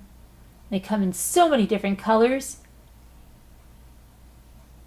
Look, it's a big deal. It was on America's Big Deal. Whatever show that is. Okay, this is her sister's shoe company.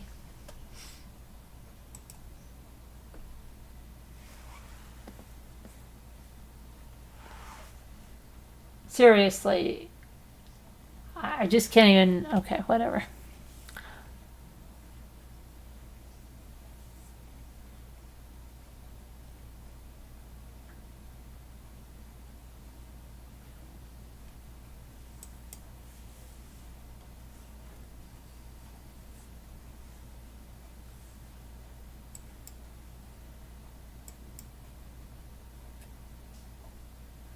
Okay, so I'm going to, let me see.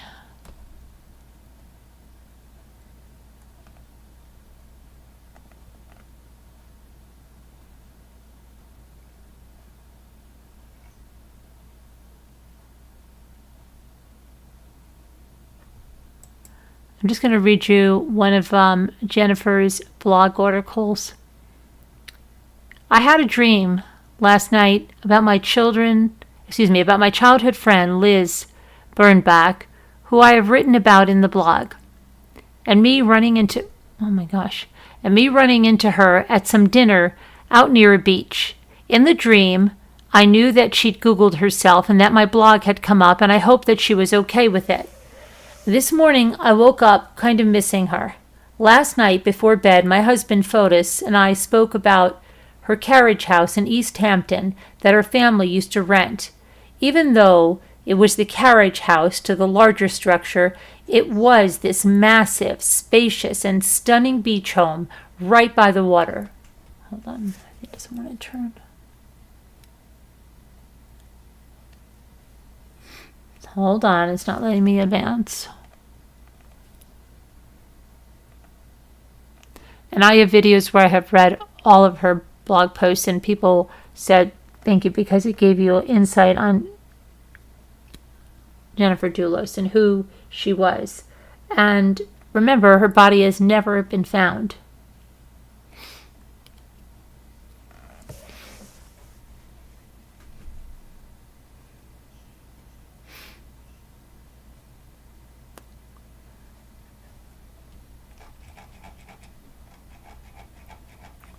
Oh my goodness, so I'm just going to sit here because the more I touch this thing,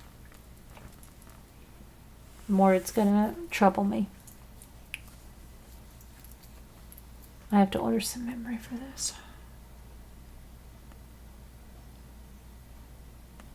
Have to. Okay, I think it finally is going to let me. Nope. Still spitting, I'm sorry. I'm going to restart my computer tonight. I can't believe it's almost 4 in the morning. Well, we'll read this article and then I'm going to come back to the chat and we'll talk about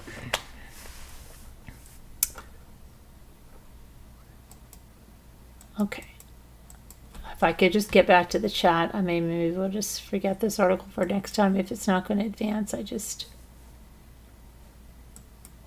about how she was yearning for female friends. You know.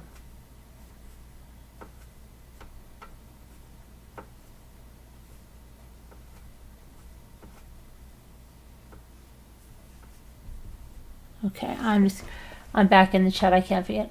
It is morning in Europe. Yes, it is. It's morning here too, Jeanette. Hi, Debbie and Barb and everybody. So, I don't know what you want to do with this case. I think you've got a pretty good idea.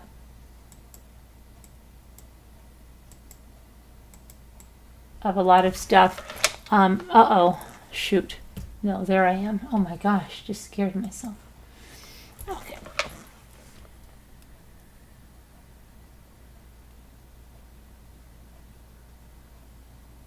Those boot covers look funny.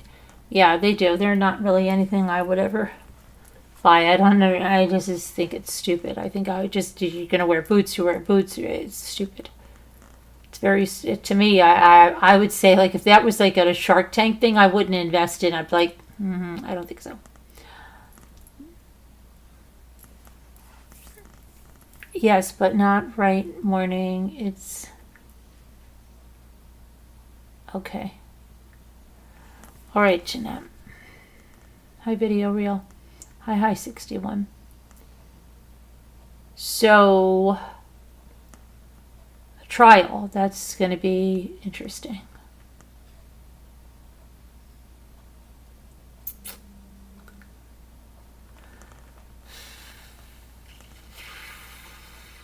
So, did you find these 2 rewinds on Jennifer Dulos interesting? Did you learn anything? Did you enjoy them? Should we stop doing them completely? Any true crime rewinds? Like, what's going on? What's with the true crime rewind? Do you want to, is it something you want to continue? And not like we're going to do it every night, but certain cases, and there are cases we'll continue on, but not every single night. It's not going to be like that. When the trial starts, okay, we'll be covering this. Absolutely. Hi, Liza.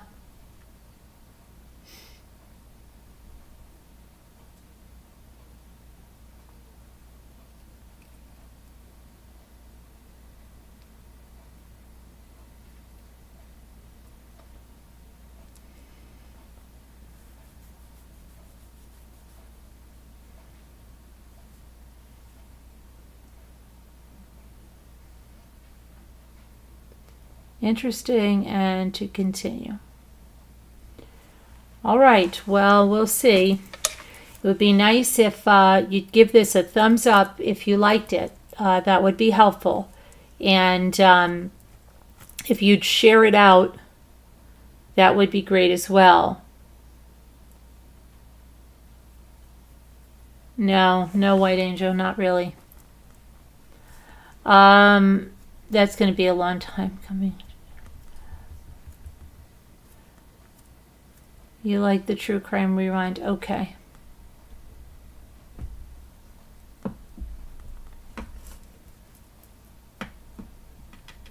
Yeah.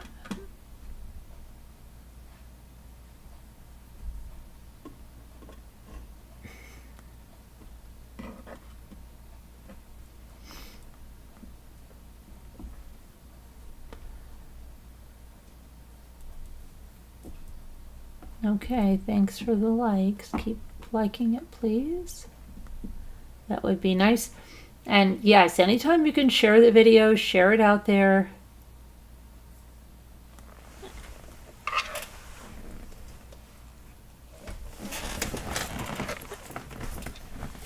Well, I don't know. Hi.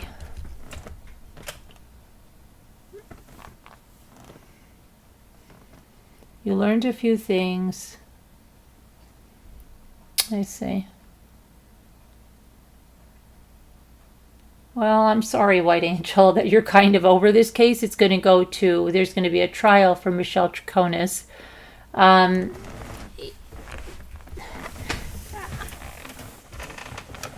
What would you like to cover, White Angel? What would you like to cover?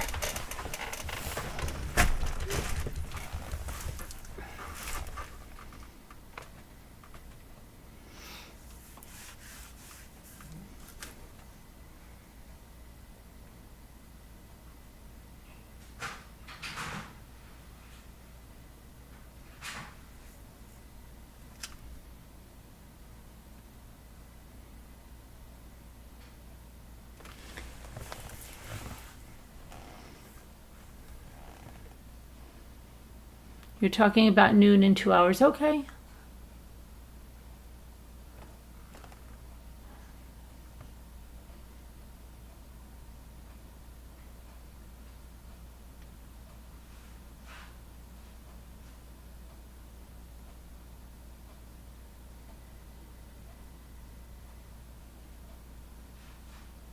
Well, I'm falling asleep. And I have some meetings tomorrow and a bunch of stuff to do. So I think I'm going to do the word cookies.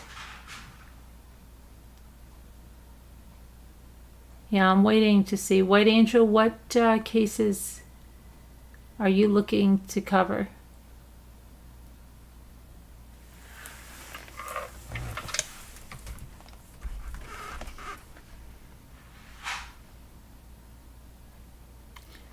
Very old cases like what? I'm not interested in like the Boston Strangler or something like that, if that's what you're talking about. I don't.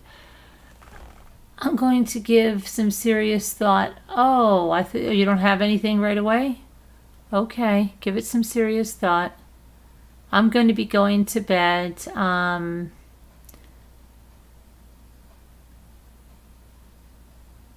Yeah, I could always do a poll. But I'm going to do the word cookie game.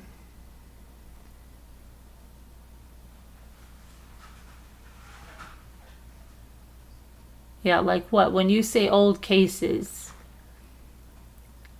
like, I don't know how old you mean. Some people could consider Jennifer Dulos an old case, Patrick Frazee an old case.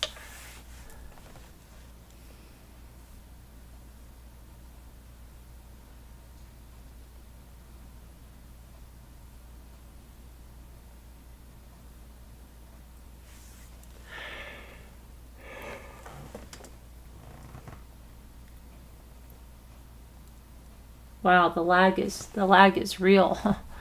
Okay, I'm gonna pull up the word cookies game because the lag is real.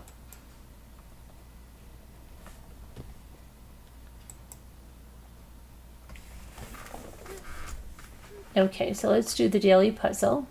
It didn't give me the bell to spin. but I see behave. Behaves and behave.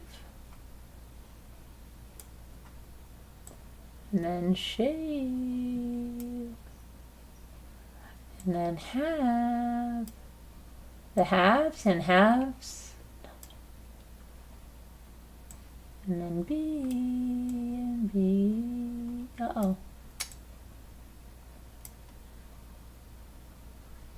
Okay, and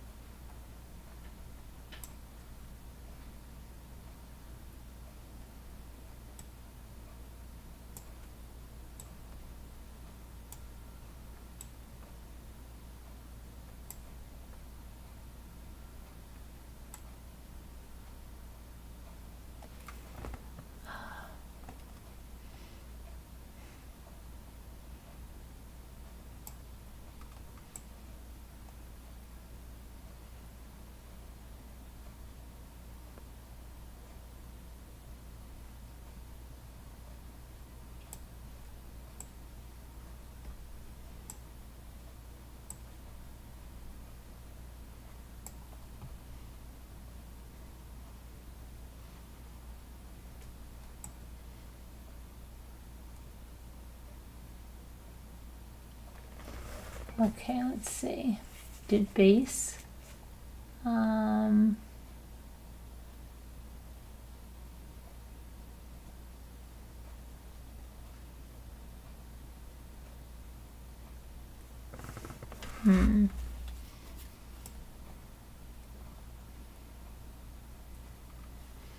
Okay, let me say save.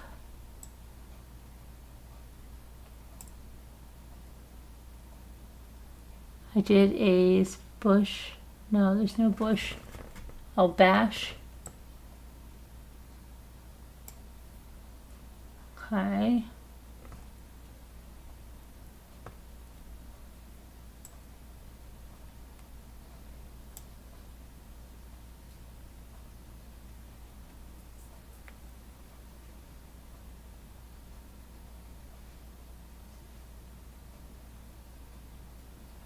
I think, let's see over here, let me see here.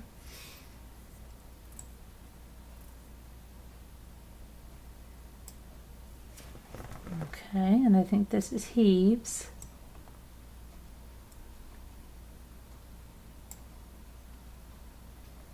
And then up here,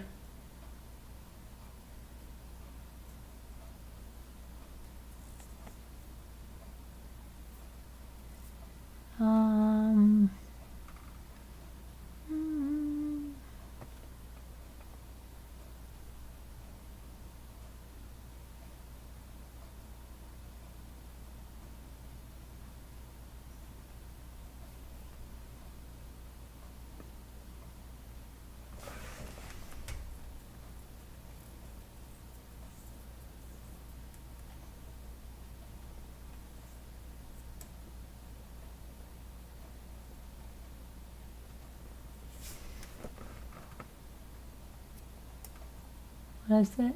I did heaves. I did heave. I did bash. I did all that.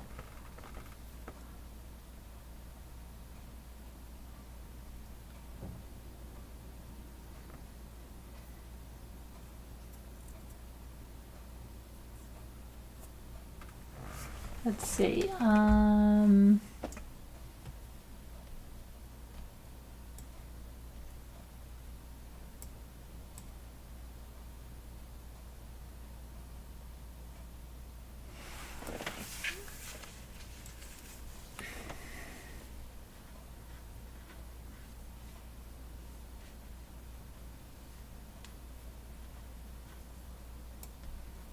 What is it? I think I said eaves, didn't I? Thought I did that. Thanks, Beth.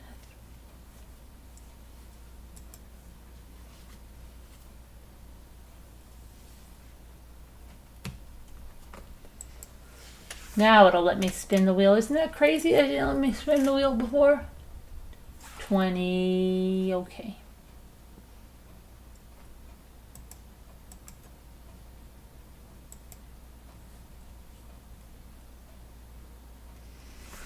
Okay, here's where we were. Exert.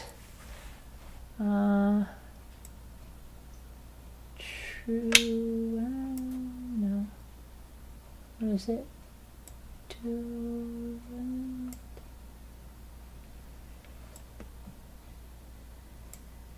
Can't stand this.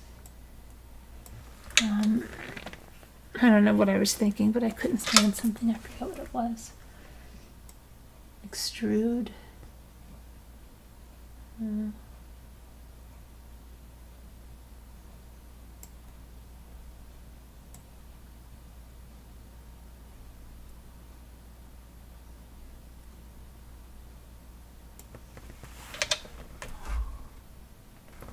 What is it? Exert. I have exert. I have exert. I tried turret.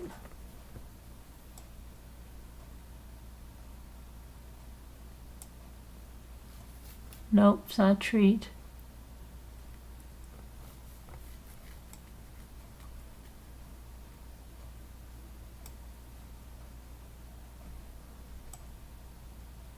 Utter. Yay, who said utter? Murder crows, thank you. Thank you for saving me. Thank you, thank you. Let's get that, yay, get that, yay. Get that, yay.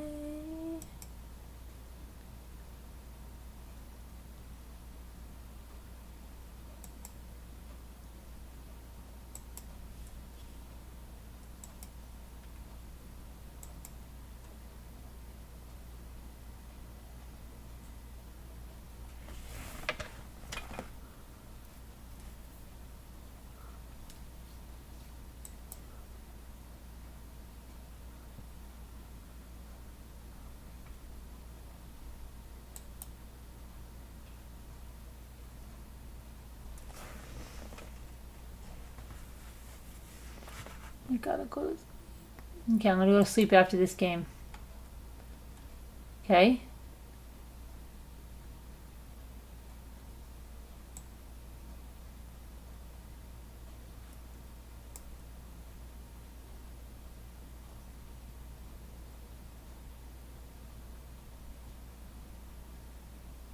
Huh.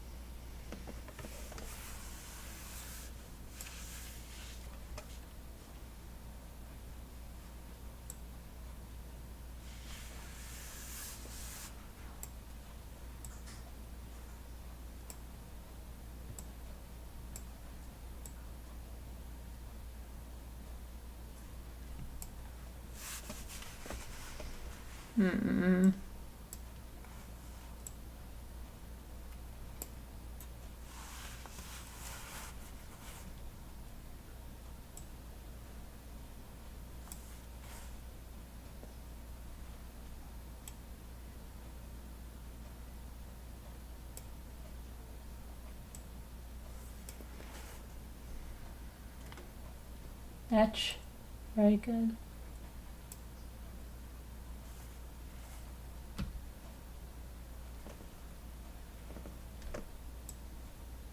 Stretch, somebody said. Yes, good. Let's see. Chest.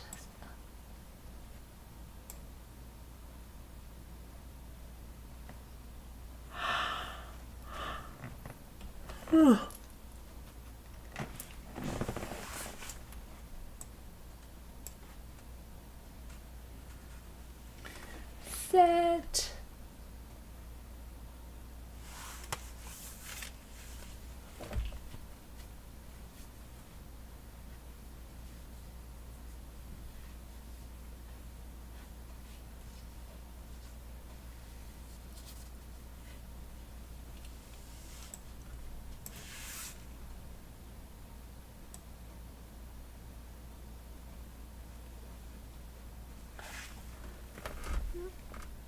Oh my gosh, I'm so tired. Okay. I gotta go to bed. I am exhausted already. But thank you for coming. Thanks for coming in. Love you guys. God bless. Prayers for all. We'll see you later. Bye. Everybody have a good night. See you tomorrow, okay? Bye-bye.